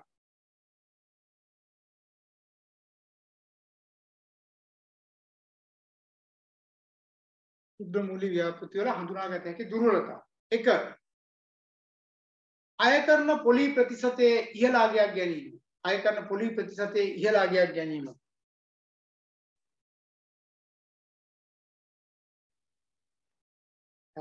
2. ණය එකතු කිරීම ආක්‍රමිකවත් වීම. ණය එකතු කිරීම ආක්‍රමිකවත් වීම. දැන් මෙයාලා පොලියෙන් දීලා සතියෙන් සතියට දෙන්න කියනවා. සති ගානට දෙන්නේ මාස ගානට අවුරුද්දට එන්නේ සති ගානට දෙන්නේ. සතියෙන් සතිය එකතු කරනවා. හරි? ඊගාව එක.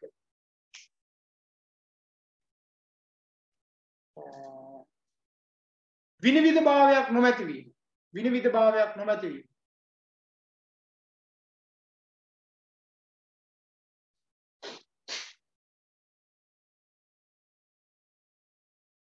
ඊගාව එක මෙවැනි මූල්‍ය ආයතන රජය විසින් නිසි අධීක්ෂණයක් සිදු නොකිරීම. රජය විසින් නිසි අධීක්ෂණයක් සිදු නොකිරීම.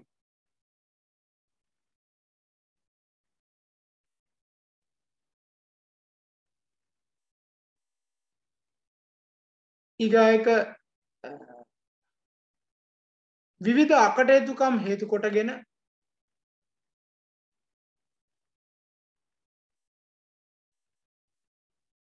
සමාජ ප්‍රශ්න පැන නැගීම හා සියදී නසා ගැනීම සිදුවීම. සමාජ ප්‍රශ්න විවිධ අකටයුතුකම් හේතු කොටගෙන සමාජ ප්‍රශ්න ඇතිවීම හා සියදී නසා ගැනීම සිදුවීම.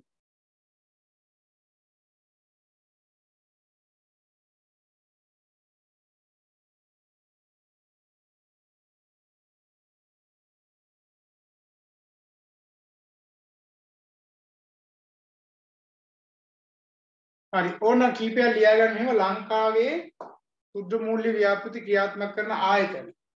ලංකාවේ ශුද්ධ මූල්‍ය ව්‍යාපෘති ක්‍රියාත්මක කරන ආයතන. මම දෙක තුනක් දෙන්න.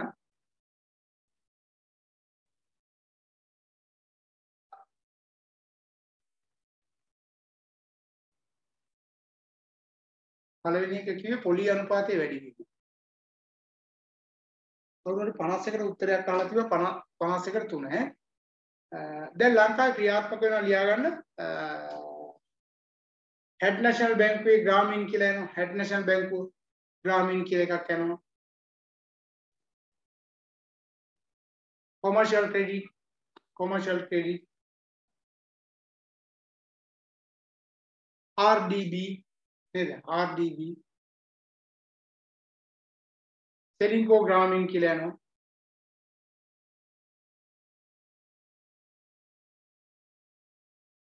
LB Finance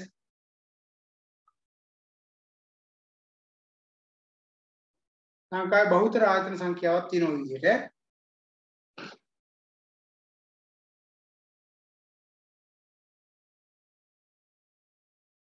හරි දෙවෙනි ව්‍යාපෘතිය කියලා ලියා ගන්න. දෙවෙනි ව්‍යාපෘතිය කුඩා ව්‍යාපෘති.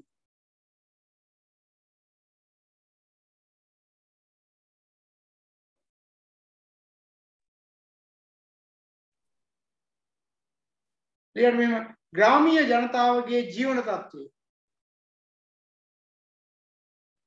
ग्रामीय जनताවගේ ජීවන තත්ත්වය නන්වාලීම සඳහා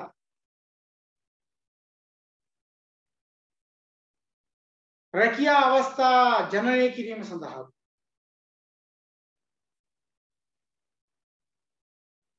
අරමුණු කරගෙන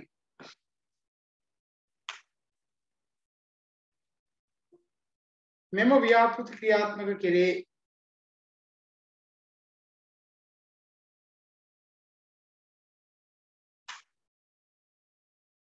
ඡේදකින් ලියා ගන්න මෙහෙම ජාතික ක්‍රම සම්පාදන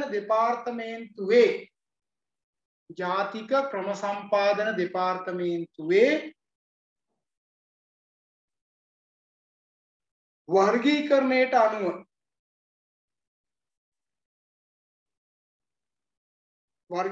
අනුව රුපියල් මිලියන 10ට අඩු ව්‍යාපෘති මේට ඇතුළත් වේ රුපියල් මිලියන 10ක් කියලා කියන කෝටියකට වඩා අඩු ඒවා ස්මෝල් ප්‍රොජෙක්ට් කුඩා ව්‍යාපෘති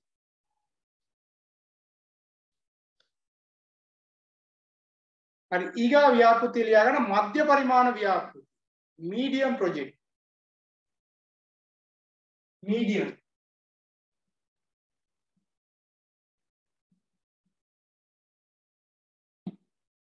medium project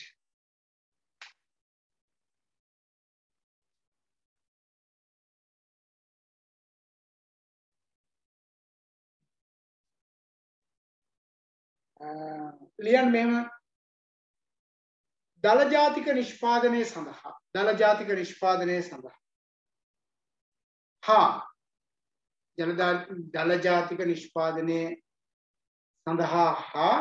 ජාතික ආදායම සඳහා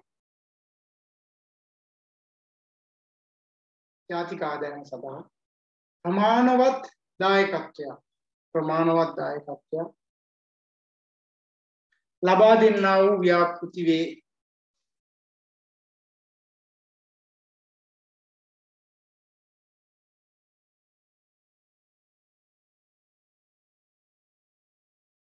ජලය විදුලිය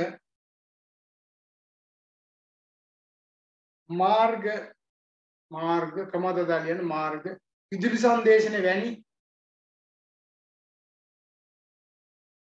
මූලික යටිතල පහසුකම් සඳහා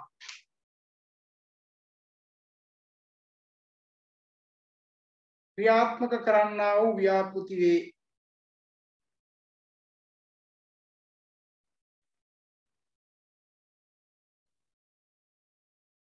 දේශීය ආයෝජකයින්ගේ සහ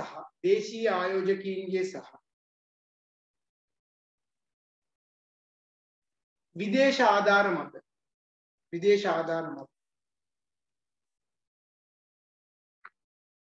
මෙම ව්‍යාපෘති ක්‍රියාත්මක වේ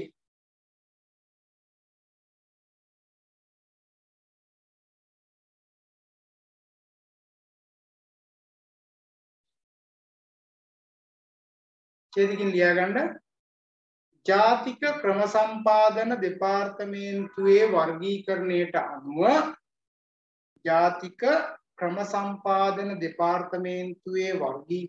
අනුව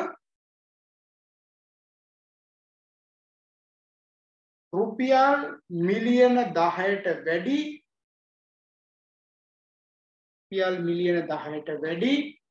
රුපියල් මිලියන 40ට අඩු ව්‍යාපෘති දැන් 10 40 අතර රුපියල් මිලියන 10ට වැඩි රුපියල් මිලියන 40ට අඩු ව්‍යාපෘති මේට ඇතුළත් වේ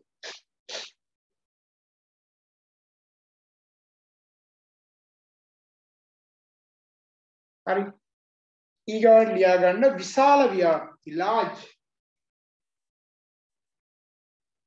large project විශාල ව්‍යාපෘති large project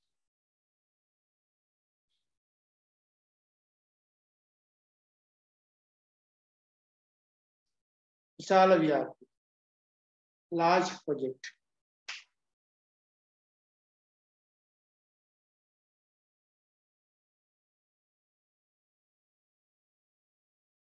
जातिक आर्थिकेट ජාතික ආර්ථිකයට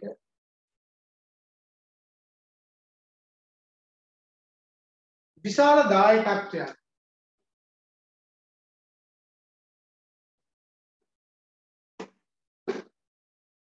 ලබා දෙන්නා වූ ව්‍යාපෘති ලෙස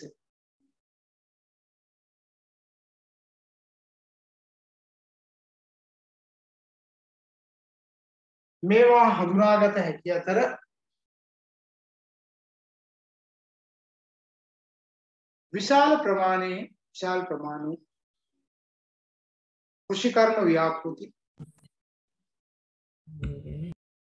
විශාල ප්‍රමාණයේ කෘෂිකර්ම ව්‍යාපෘති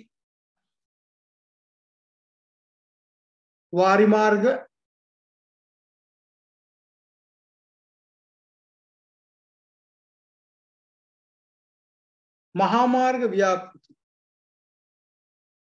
මහා මාර්ග ව්‍යාපෘති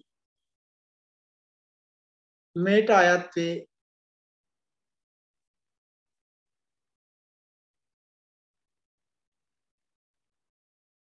දෙකකින් ලියා ගන්න මෙහෙම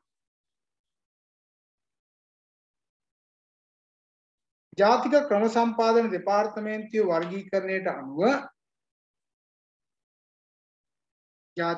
සම්පාදන දෙපාර්තමේන්තුවේ වර්ගීකරණයට අනුව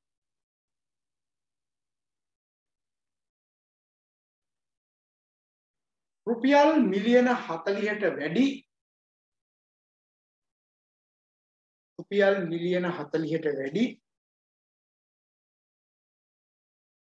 රුපියල් මිලියන 100ට අඩු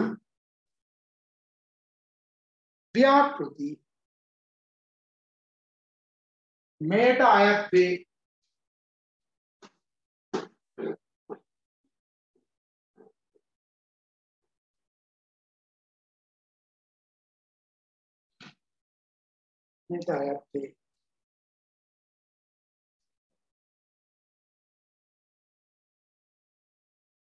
හරි ඊගාට ලියා ගන්න මෙගා ප්‍රොජෙක්ට්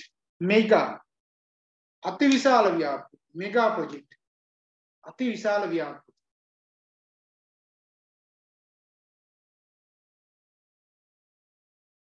දැන් ওই මෙගා ප්‍රොජෙක්ට් වලින් ඉන්නේ ගැහුවා කියන්නේ ඩොලර් එහෙම හොඳටම ගැහුවා කියන්නේ නේ ගැහුවා කියලා කියන්නේ අපි දැක්කේ නෑ නේද ඔව් ලියා ගන්න මෙහෙම දේශීය හා විදේශීය ආධාර මත පදනම්ව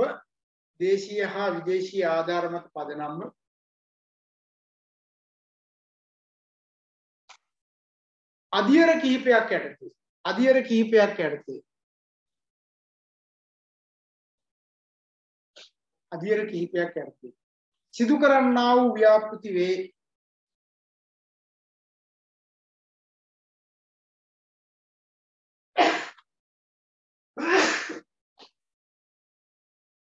අධිවේගී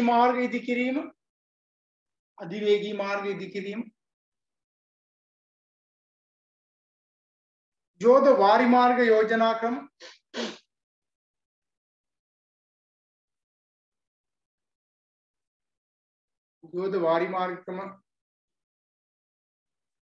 යෝජනා ක්‍රම වරාය සංවර්ධන දැන් අර දක්ෂිණ කියන්නේ දකුණු ජටිය වම් ජටිය කියලා නැගෙනහිර ජටිය සහ බටහිර ජටිය කියලා දුන්නේ නේද? අන්න ඒවා.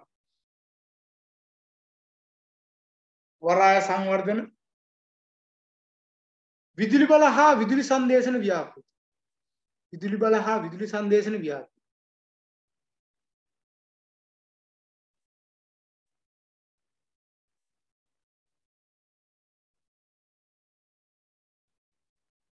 මේට අයත් වේ.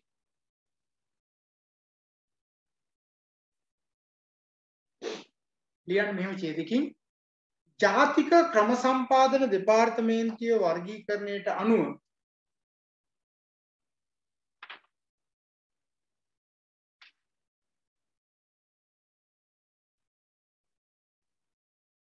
රුපියල් මිලියන 100ට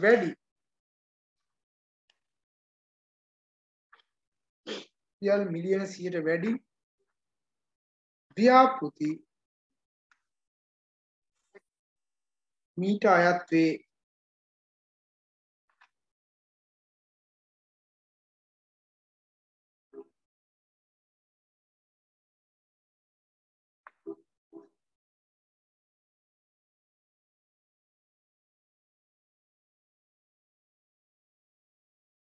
හරිද? ඔතනින් අහන්න පුළුවන් යම් ඉඩක් තියෙනවා.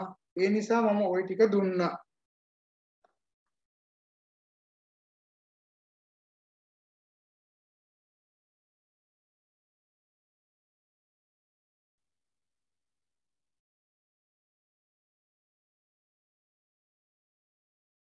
ඊගොල්ලෝ තව තරුවක් දාලා ලියා ගන්න.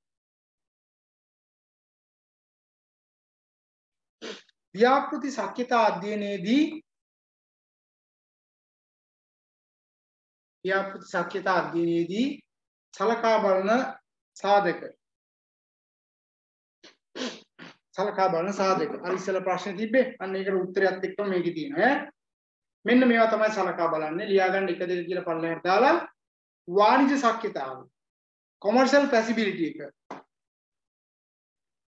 ඒ කියන්නේ වෙළඳපොළ තුල මේ දේවල් කියන්න පුළුවන් විශාල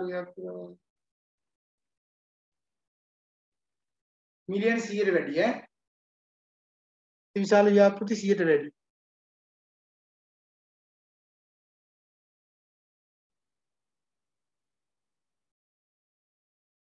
ලාජ්‍යවා 40යි 100. හරිනේ? හරි. පළවෙනි එක ලියුවා වාණිජ ශක්්‍යතාවය, දෙක කාර්මික ශක්්‍යතාවය.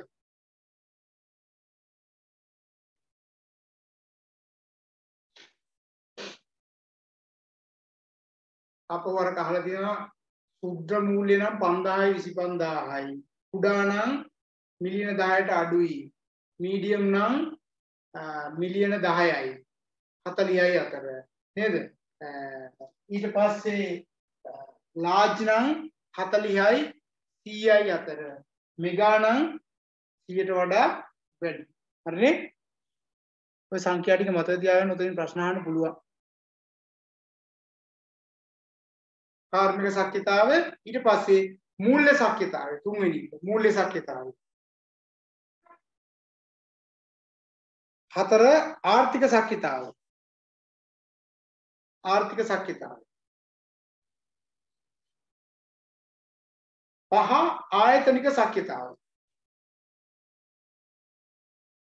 ආයතනික ශක්්‍යතාවය. 6 පාරිසරික ශක්්‍යතාවය. පාරිසරික ශක්්‍යතාවය. 7 අවිනිශ්චිතතාවයේ නෑ ඔච්චරයි. පාරිසරික ශක්්‍යතාවය 6යි. ඔන්න ඔය 6 බලා ගන්න.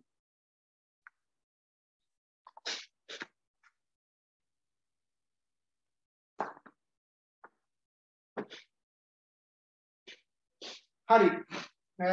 දැන් මේ දක්වා ඔයාලට උගන්වන කරුණු කාරණා ටික තියෙනවනේ ඔක්කොම ටික.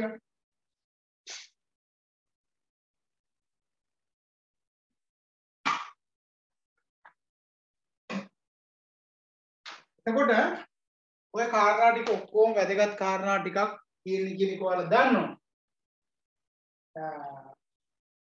අනිද්දා වෙද්දි සඳුදා වෙද්දි ඔයාලට WhatsApp එක හරහා ඔයාලට හම්බ වෙනවා මොකද්ද ආන්සර් සීට් එක. ප්‍රශ්න 60කට උත්තර සපයන්න ආන්සර් සීට් එක ඔයාලට හම්බ වෙනවා. ඒකේ print එකක් අනිවාර්යෙන් ඔයා ගන්න. උත්තර ලියන්න පොළ ටික ලෑස්ති කරගන්න. බ්‍රහස්පතින්දා වෙද්දී exam group එක build up කරනවා. exam group එකට exam ලියන්න නැති කවුරු හරි ඇතුළත් වෙලා තිබොත් කරුණාකරලා ඒක කියලා අයින් වෙන්න. ලියන්න ඉන්න කෙනෙක් ඇතුළත් වෙලා නැත්නම් ඉක්මනින්ම කියලා ඒකට ඇතුළත් වෙන්න. හරිද? ඒ ටික ඉක්මනින්ම කරගන්න. බ්‍රහස්පතින්දා වෙද්දි මම ඕක කලින්ම මේ පාර කරලා ඉවර කරන්න කියන්න. මොකද නැත්නම් ආපහු කාලේ ගන්න වෙන නිසා චුට්ටක් හරි එහෙම වුණොත් එහෙම ෆයිනල් එක්සෑම් එකනේ ආයෙ මුකුත් කරගන්න බැරි වෙන නිසා අර ශක්්‍යතාවයන් ටික ආපහු කියන්න කියලා දාලා තිනවා. කමක් නැහැ මම කියන්නම්. වාණිජ්‍ය ශක්්‍යතාවය, කාර්මික ශක්්‍යතාවය, මූල්‍ය ශක්්‍යතාවය, ආර්ථික ශක්්‍යතාවය, ආයතනික ශක්්‍යතාවය සහ පාරිසරික ශක්්‍යතාවය. ඔය පාරිසරික ශක්්‍යතාවයෙන් බලන්න නැතුව එහෙම තමයි අර ව්‍යාපෘති හදන්න ගිහිලා නේද? ගොඩනැගිලි පවා දෙදරලා ලොකු ප්‍රශ්නයක් වුණොත් එහෙම නේ. හරි. එතකොට ඒ නිසා ඒ ප්‍රශ්න 60ට උත්තර ලියන්න පොලේ අනිවාර්යයෙන්ම සමුදා වෙද්දී ඔයාලට හම්බ වෙයි. ඒක print එකක් අරගෙන ළඟ තියාගන්න. exam එක සරලව හිතන්න යන්න එපා. හොඳට උත්තර ලියන්න. අය ආන්සර් සීට් එකේ ගෙවන්න ඕන නම්බරේ ඔයාලට දෙනවා. ඒකත් ඇත්තට පැහැදිලිව මේ පාර ඔයාලට ආන්සර් සීට් එකේ දාන්න තියෙන නම්බරේ තමයි මෙන්න මේ නම්බරේ. 071 178යි 62යි 66 මෙන්න මේ නම්බරේට දාන්න තමයි. මොකද ගිය පාර ඊමේල් එකේ ප්‍රශ්නයක් ඇවිල්ලා තිබ්බා බොහෝ අයට. ඒ නිසා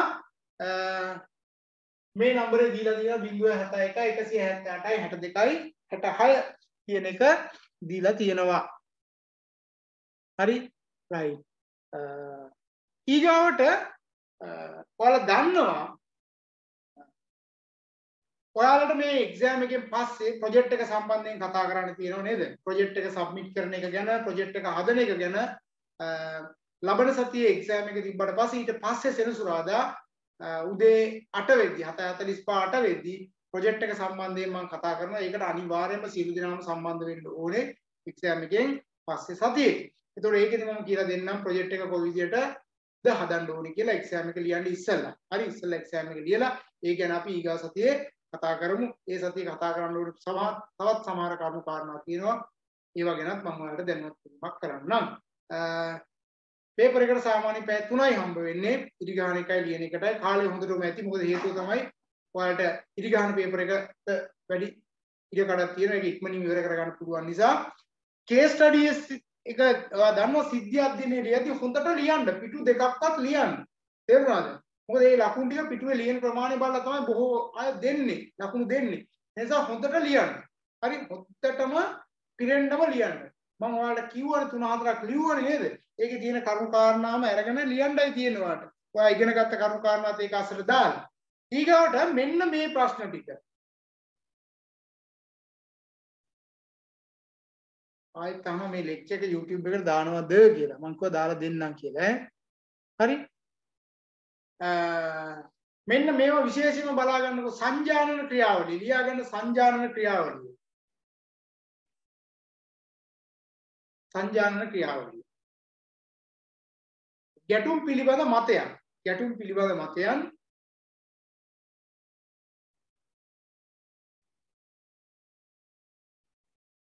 ඊගාට ගැටුම් විසඳීමේ ශිල්පීය ක්‍රම. ගැටුම් විසඳීමේ ශිල්පීය ක්‍රම. මම මේ කියනවා විශේෂයෙන් බලා ගන්න. නෑ ඔක්කොම බලා ගන්න. මේවා විශේෂයෙන් බලා ගන්න කියලා කියනවා. ඊගාට අභිප්‍රේරණයේ සම්බන්ධයෙන් තියෙන න්‍යායන් ටික.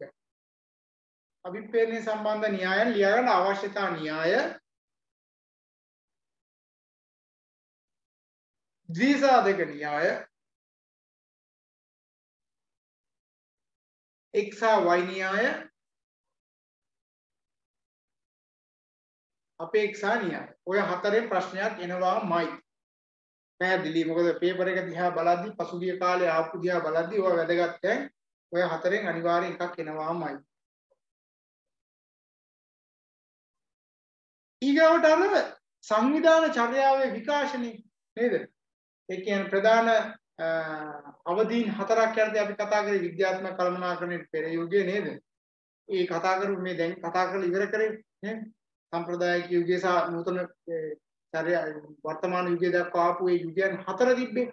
අන්න ඒ යුගයන් හතර සම්බන්ධයෙන් ඒ හතර ඇතුලේ තිබුණ ගති ලක්ෂණයන්, ඒ කියන්නේ ලක්ෂණයන් සහ ඒ කරුණු කාරණා ටික අන්න ඒක හොඳට බලා ගන්න. ඊගොල්ලෝ නූතන මානව සම්පත් කළමනාකරුවන්ගේ අභියෝගයන් මොන වගේවත් තියෙනවා. අන්න ඒවා බලා ගන්න. ඊට පස්සේ ආචාර ධර්ම ටික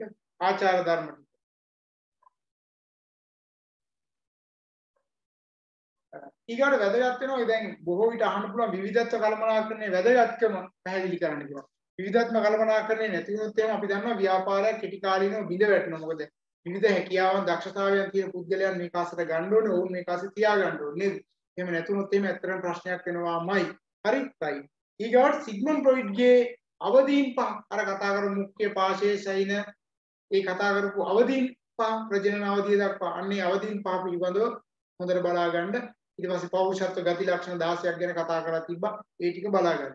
ඒතර ඔන්න ඔය කාරණා අතිශයින්ම වැදගත්.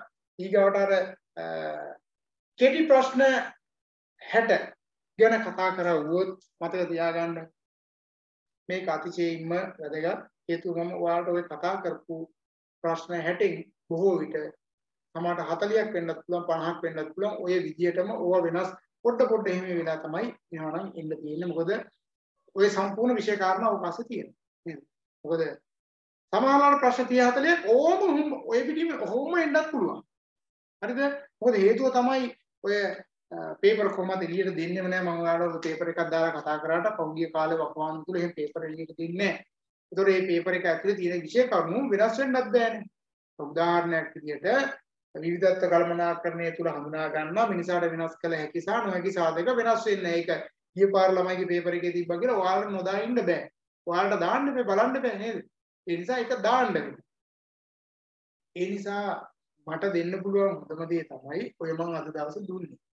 දැන් ඕක හොඳට බලා ගන්න මොකද ගිය පාරත් සියලුම ළමයිට ඒ සාමාර්ථ ලබා ගැනීමේ හැකියාව තිබුණා. හැකියාව මත ක්‍රියාත්මක වෙලා එයාලා ඒ සාමාර්ථ ගත්තා. ඒක තමයි මගේ සතුට. මම උගන්වපු දේවල් අවසානයේ මම කතා කරන දේවල් එක්ක ළමයා මේ වැඩේ කරගෙන තිබුණා. BMICH එකේ ඉතා ගැඹීර විදියට තමන්ගේ සහතික පත්‍රය ලබා ගත්තා. හරිද? යාමත් ගැඹීර විදියට තමන්ගේ සහතික පත්‍රය BMICH එකේදී ලබා ගත්තා. ඉතින් ඔයාලගේ සහතික ප්‍රදාන උත්සවයත් අනිවාර්යයෙන්ම තියන්නේ අපි BMICH එකේදී. ඒ නිසා සහතික පත්‍ර ලබා ගැනීම සඳහා සියලු දෙනා BMICH එකට එන්න ඕනේ. දැන් අලුත් තීරණය කරලා තියෙන අලුතෙන්ම කිසිම හේතුවක් මත ආපහු සහතික ඇවිල්ලා ගෙන යන්න දෙන්නේ නැහැ. BMICH එකේ කොන්වොකේෂන් එකට සහභාගී වෙලා සහතිකේ ගන්න කියලා. මොකද අපේ මේ කැපකිරීමත් එක්ක ළමයාට ඒක දැනෙන්න අනිවාර්යෙන් දෙමව්පියොත් එක්ක එන්නම ඕනේ. හරි?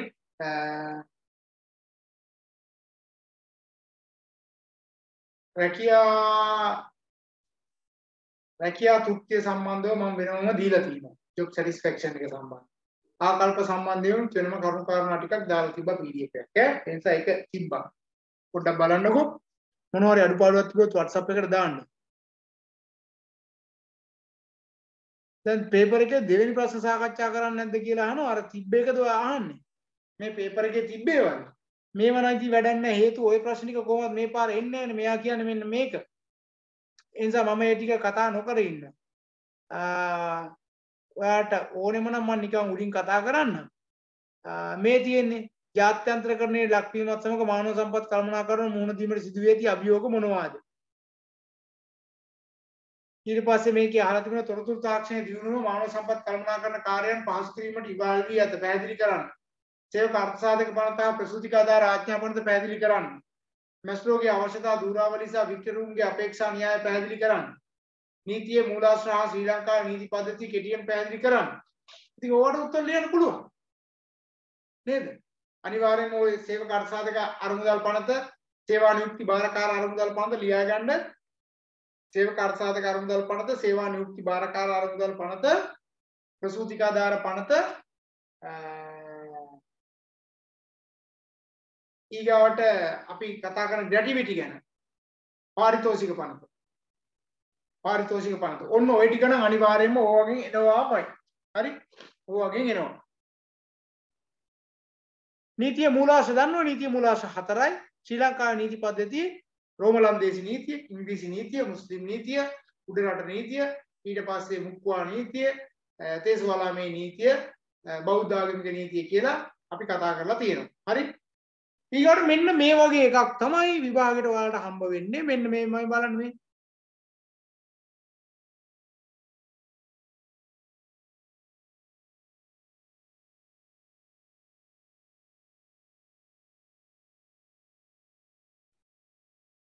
නෑ මේ කෙටි ප්‍රශ්න මේ කලින් තියෙන ඒවා ලකුණු 5 වට පිටු ගණන් ලියන්න ඕනේ. සාමාන්‍ය පිටු භාගයක්වත් පිටුවක් ලියන්න පුළුවන් නම් ලියන්න. පිටු භාගයක්වත් වගේ තිබ්බොත් ඇති. දැන් මැස්ලෝගේ අවශ්‍යතා දූරාවලිය, වික්ටරුන්ගේ අපේක්ෂා න්‍යාය පැහැදිලි කරනකොට පිටුවක් ලියන්න පුළුවන් එහෙම පිටින්. කිසිම ප්‍රශ්නයක් නැහැ. නීතියේ මූලාශ්‍ර ශ්‍රී ලංකාවේ නීති පද්ධතියත් පිටුවක් ලියන්න පුළුවන් පහසුවෙන්. තොරතුරු තාක්ෂණයේ දිනුව මානව සම්පත් කළමනාකරණ කාර්යයන් පහසු කිරීමට ඉවහල් වී ඇති ආකාරය කිව්වොත් ලියන්න පුළුවන්. සේවක අර්ථසාධක පනත හා ප්‍රසූතිකාදාර පනත පැහැදිලි කරනකොට සේවක අර්ථසාධක අරමුදල් පනතේ සේවක සේවිකාවන්ට ඒවා ලබා දෙන අවස්ථාවන් ලියන්න තියෙන කරුණු කාරණා සමූහයක්. එතකොට ඒකේ ප්‍රතිශතය ලියන්න පුළුවන් 108යි 112යි නේද? ඒවා ලියනකොට පිටුවක් එනවා. නමුත් ඒ නිසා අර කෙටියෙන්ම ලියලා ඉවර කරන්න යන්න එපා. ඔයාලට හොඳටම වෙලාවක් තියෙනවා. ඒකයි මම කියන්නේ. හොඳට ලියන්න, පිරෙන්න ලියන්න. මේකේ ලකුණු 80කට එහා ස්කෝර් කරවුවොත් කොහොමත් ඔයාලට ඒකක් හම්බ වෙනවමයි. හේතුව ප්‍රොජෙක්ට් එකේ ඉතුරු ලකුණු 20 ගන්න තියෙන්නේ. ඒතර වැඩේ ලේසි. දැන් මේ බලන්න කිං අපරල් නමින් ඇඟලුම් නිෂ්පාදනය කිරීමේ හා අලෙවි කිරීමේ ව්‍යාපාරයක් 2005 ආරම්භ කරන ලද අතර මේ ප්‍රධානියා ලෙස ගෝවින්ද රාජනායක සාමාන්‍ය අධිකාරිය ගෝවින්ද මහතාගේ වැඩිමහල් සහෝදරයා වන මලින්ද රාජනායකත් මෙහෙයුම් කළමනාකරු ලෙස ගෝවින්ද මහතාගේ පුතා නලින් රාජනායකත් මානව සම්පත් කළමනාකරු ලෙස බාලම මල්ලි කුසල් රාජනායකත් අලෙවි කළමනාකරු ලෙස ගෝවින්ද මහතාගේ නංගි වන සිරෝමි රාජනායකත් කටයුතු කරනු ලබයි. මෙම ආයතනයේ දේශීය හා ජාත්‍යන්තර ඇණවුම් විශාල ප්‍රමාණයක් ලැබෙන අතර අද වෙනට එම ඇණවුම් ක්‍රමයෙන් අඩු වෙමින් පවතී. ආරම්භයේදී ව්‍යාපාර ගෝවින්ද මහතා විසින් නිවැරදි කළමනාකරණයක් යටතේ පවත්වාගෙන යන ලද අතර දැනට වසර 3ක පමණ සිට මෙම ව්‍යාපාරයට තම සහෝදරයන් හා සහෝදරියන් බඳවා ගන්නා ලදී. මේ බඳවා ගැනීම නිසි විධිමත් ක්‍රියාපටිපාටියකට සිදු වූවක් නොවන අතර මේ නිසාම ආයතනයේ බොහෝ සේවකයන් ඔවුන්ට ලැබිය යුතු උසස් වීම නොලැබීම නිසා ආයතනය හැරගොස් ඇත. දැනට මෙම ආයතනයේ සේවකයන් 650ක් පමණ රැකියාවේ නිරතව සිටින අතර මානව සම්පත් කළමනාකාරීත්වයේ සේවකයන් බඳවා ගැනීම වැටුප් ගෙවීම පමණක් සිදු කරන අතර අනෙකුත් කාර්යයන් නිසි ලෙස සිදු නොවේ. දැනට වසර 4ක සිට සේවකයන්ගේ වැටුප් වැඩි නොකරන ලදී. නේවාසික කාන්තාවන් සඳහා මීට පෙර කිසිදු අය කිරීමක් නොකර නේවාසික පාසුකම් හා ආහාර ලබා දුන් අතර බුසල් රාජනායක පැමිණි දිනේ සිට නේවාසික කාන්තාවන් සඳහා ගාස්තු අය කිරීම සිදු කරන අතර මේ නිසා බොහෝ සේවිකාවන් ඉතා කනස්සල්ලෙන් සිටි. කුසල් විසින් සේවකයන්ට නොමිලේ ලබා දී තිබුණු නිලැඳුම් සඳහාද ගාස්තු අය කළ අතර ඔවුන්ට ලබා දී තිබුණු දිවා ආහාරයද කපා දමන ලදී. කුසල් මහතාගේ මෙම වැඩපිළිවෙළ සම්බන්ධයෙන් සේවකයන් නිරන්තරයෙන් කියන කළමනාකාරීත්වයට පැමිණි කළත් ගෝවින්ද මහතා ඒ පිළිබඳ කිසිදු ක්‍රියාමාර්ගයක් නොගත්තේය. සේවකයන් ප්‍රවාහනය සඳහා බස් රථ 10ක් පමණ යොදවා ඇති අතර අද වෙනට ධාවනය වන්නේ බස් රථ 5ක් පමණක් වන අතර සේවකයන් ඉතා අමාරුවෙන් මෙම බස් රථවල නැගී ආයතනයේ වෙත පැමිණෙන අතර බස් රථ සඳහා දැරීමට සිදුවන පිරිවැය වැඩි බව දන්වා ක්‍රමානුකූලව බස් රථ ධාවනයෙන් ඉවත් කිරීමට බුසල් රාජනායක කටයුතු කරන ලදී. ආයතනයේ අලුතෙන් බඳවා ගන්නා සේවකයන් සඳහා පළමු මාස 6 ජනතෙක් දීමනාවක් පමණක් ගෙවන අතර සේවක අත්සාධක හෝ සේවා නියුක්ති භාර අරමුදල් නොගෙවයි. කුසල් මහතාගේ උපදෙස් පරිදි ඉවත් වන බොහෝ සේවකයන් පාරිතෝෂික නොගෙවන ලදී. මෙහෙයුම් කළමනාකරු මෑතක සිට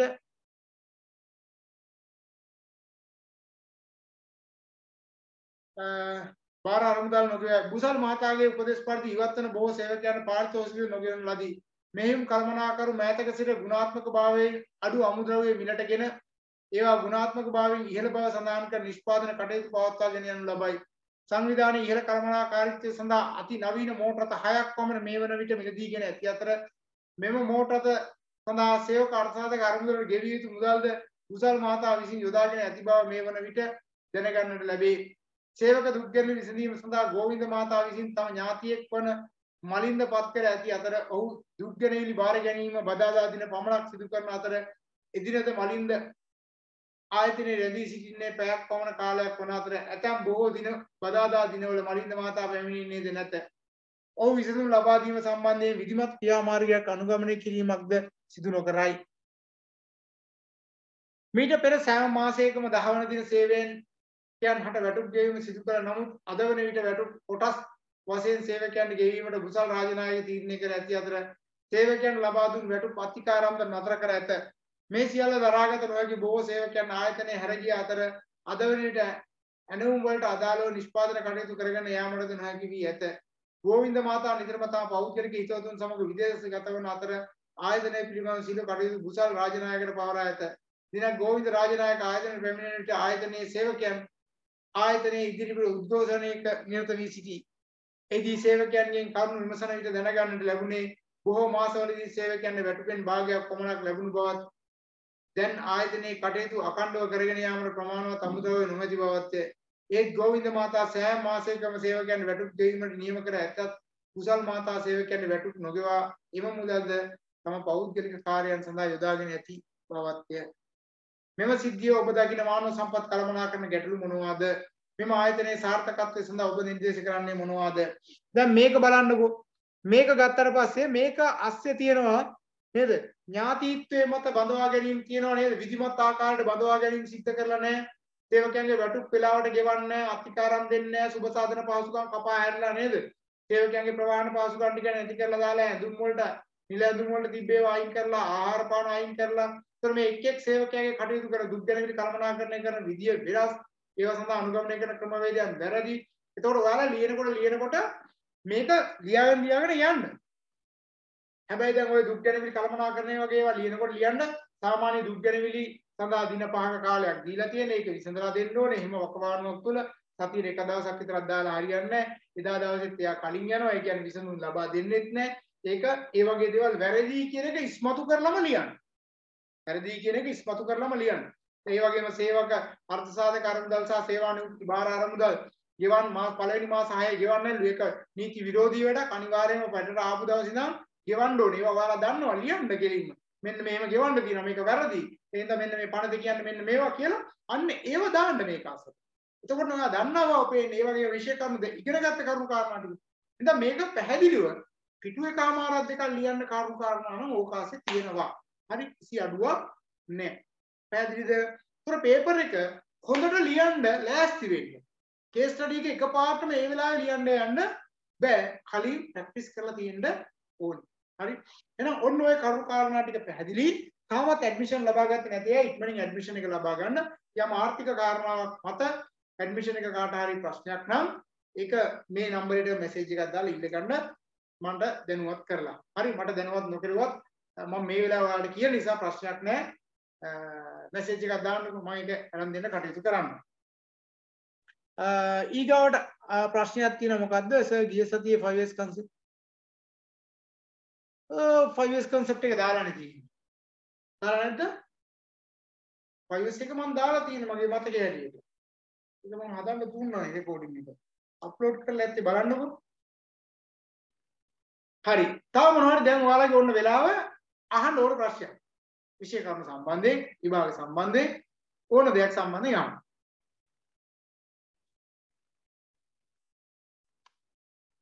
දැනගන්න තියෙන ඕන දෙයක් අහන්න. කිසි ප්‍රශ්නයක් නැහැ. නේ? අද පොයේ දවස මේ අවුරුද්දේ බලන්නකෝ දැන් මාස කීයක් ගිහිල්ලාද කියලා තව මාස 3යි ඉතුරු වෙලා තියෙන්නේ. ඔයාලා මේ පාඨමාලාවත් අඛණ්ඩව හරියටම කරගෙන ඇවිල්ලා ඇත්තටම සතුටු වෙන්න ඕනේ. මගේ මතකයේ මම රෙකෝඩින් එක දාන ආයෙ කියලා තියෙන්නේ මම බලන්න.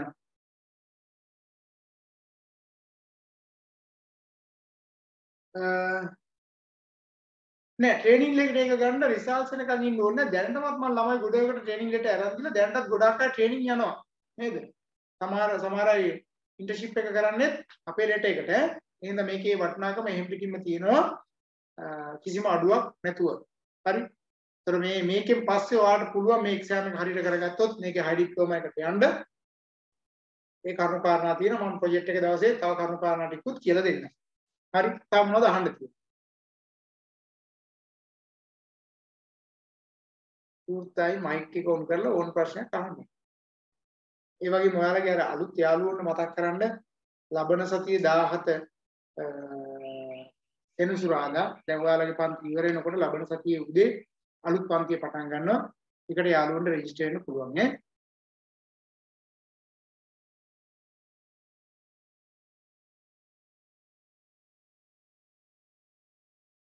ඔය එකක් දාලා එවනවා නම් ලේසි. PDF කරලා එවන්න තරමට ලේසි ඇත්තට. මේක PDF එකක් දාලා එවන්න.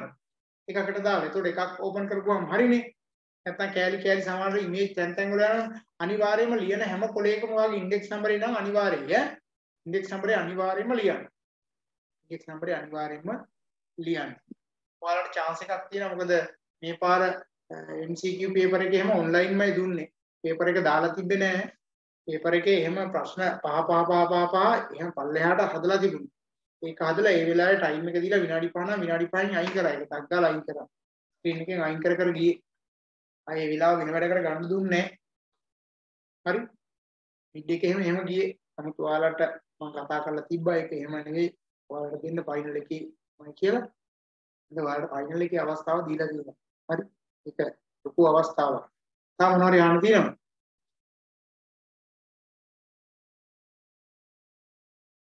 එක්සෑම් ලියන්න බැරි වෙන අයට එක්සෑම් එකේ සති දෙකකට පස්සේ තමයි ඩේට් එක ෆික්ස් කරලා දෙන්නේ. හරි. බැරි වෙන්න සාධාරණම හේතුවක් තියෙන්න ඕනේ. නිකන් මේ බයට එක්සෑම් ලියන්න නැති අයත් ඉන්නවා සමහර අය. එහෙම බෑ. සාධාරණ කැම්පස් එකේ එක්සෑම් එකක් තිබ්බොත් එක්සෑම් එක කල් දාලා දෙන්න. එහෙම නැතුව මේ වෙන හේතුන් මත සාමාන්‍ය මට්ටමේ හේතු වලට ඉල්ලන්න එපා. සාධාරණ හේතුවක් මත විතරක් ඉල්ලන්න. හරි. ආයි නෑ ප්‍රශ්නකුත් නෑ. එහෙනම් ඔන්න HRM පාඨමාලාවේ සියලුම කරුණු කාරණා ටික ඔන්න මම කරලා ඉවර කරා. පයිපර් එකත් කතා කරා. එයි කියලා හිතන ඒවත් කිව්වා. එහෙනම් මගේ පැත්තෙන් මම හිතනවා මම සියල්ලක්ම සාර්ථකව ඉෂ්ට කරලා ඉවරයි. ඔයාලට තියෙන්නේ හොඳට මේ වැඩේ කරන්න. මොකද අමාත්‍යාංශයක් යටතේ සාතිකය ඉදිරි කරන්නේ නේද? මේ සාතිකය ඔයාලට ලබා ගන්න උපරිමයෙන්ම මහන්සි වෙලා ලියන්න. මොකද මම මගේ පැත්තෙන් කරන්න පුළුවන් දේවල් ටික ඔක්කොම කරලා තියෙන්නේ. ඔයාලට ගන්න පුළුවන් උපරිම වරප්‍රසාද ටික මම අරගෙන දීලා තියෙනවා. ඒ නිසා ඒ ඔක්කොම අරගෙන ඒ වැඩේ කරන්න. ඇඩ්මිෂන් එක සයින් කරගත්තේ නැති අය ඉක්මනින්ම ඇඩ්මිෂන් එක සයින් කරගන්න. කාට හරි බැරිම වුණොත් විතරක් මැසේජ් එකක් දාන්න. බැරි වෙන්න විදියක් නැහැ. මොකද තවත් සතියක් තියෙනවානේ. රබර් සීල් එකක් නැති කෙනකින් හරි බැරිම වුණොත් විතරක් අස්සම් කරගන්න. නැත්නම් ගැටලුවක් නැහැ. අස්සම් කරලා තියාගන්න. හරි. ඇඩ්මිෂන් එකත් අනිවාර්යයෙන්ම එක්සෑම් එක දවසේ එවන්න ඕනේ. ඊට කලින් එවන්න එපා. පේපර් එකත් එක්ක ඇඩ්මිෂන් එක එවන්න. ඇඩ්මිෂන් එක එවීම සඳහා ඇඩ්මිෂන් එක සහ පේපර් එක එවීම සඳහා අතිරේක විනාඩි 15ක කාලයක් ඔයාලට ලබා දෙනවා. 12ට එක්සෑම් එක කරලා 12:15 අඩුම 12:20 25 වෙනකම් ටයිම් එක තියෙනවා. හරි. ආබාධිත දරුවෝ කීප දෙනෙක් එක්සෑම් එක ලියනවා. ඒ අයට විශේෂිතව අතිරේක විනාඩි 15ක කාලයක් දීලා තියෙනවා. හරි. රයිට්. එහෙනම් ඔය කරුණු කාරණා සියල්ලත් එක්ක මෙන්න මම ඔයාලගෙන් සමු ගන්නවා. අද දවසේ පොයි දවසේ මම ඔයාලට මතක් කරා වගේ මගේ මතකයේ හිටිය අවුරුදු 10ක් 12ක් පස්සට ගියත් මම එහෙම පන්තියක් කරලා නැහැ. නමුත් අද දවසේ ඔයාලගේ පන්තිය දාලා තිබ්බා.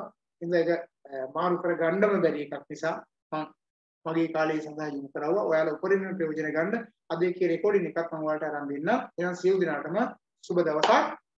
එක්සෑම් එක හොඳින් ලියන්න. එච්චරයි මගේ එකම ඉල්ලීම. බොහොම ස්තුතියි.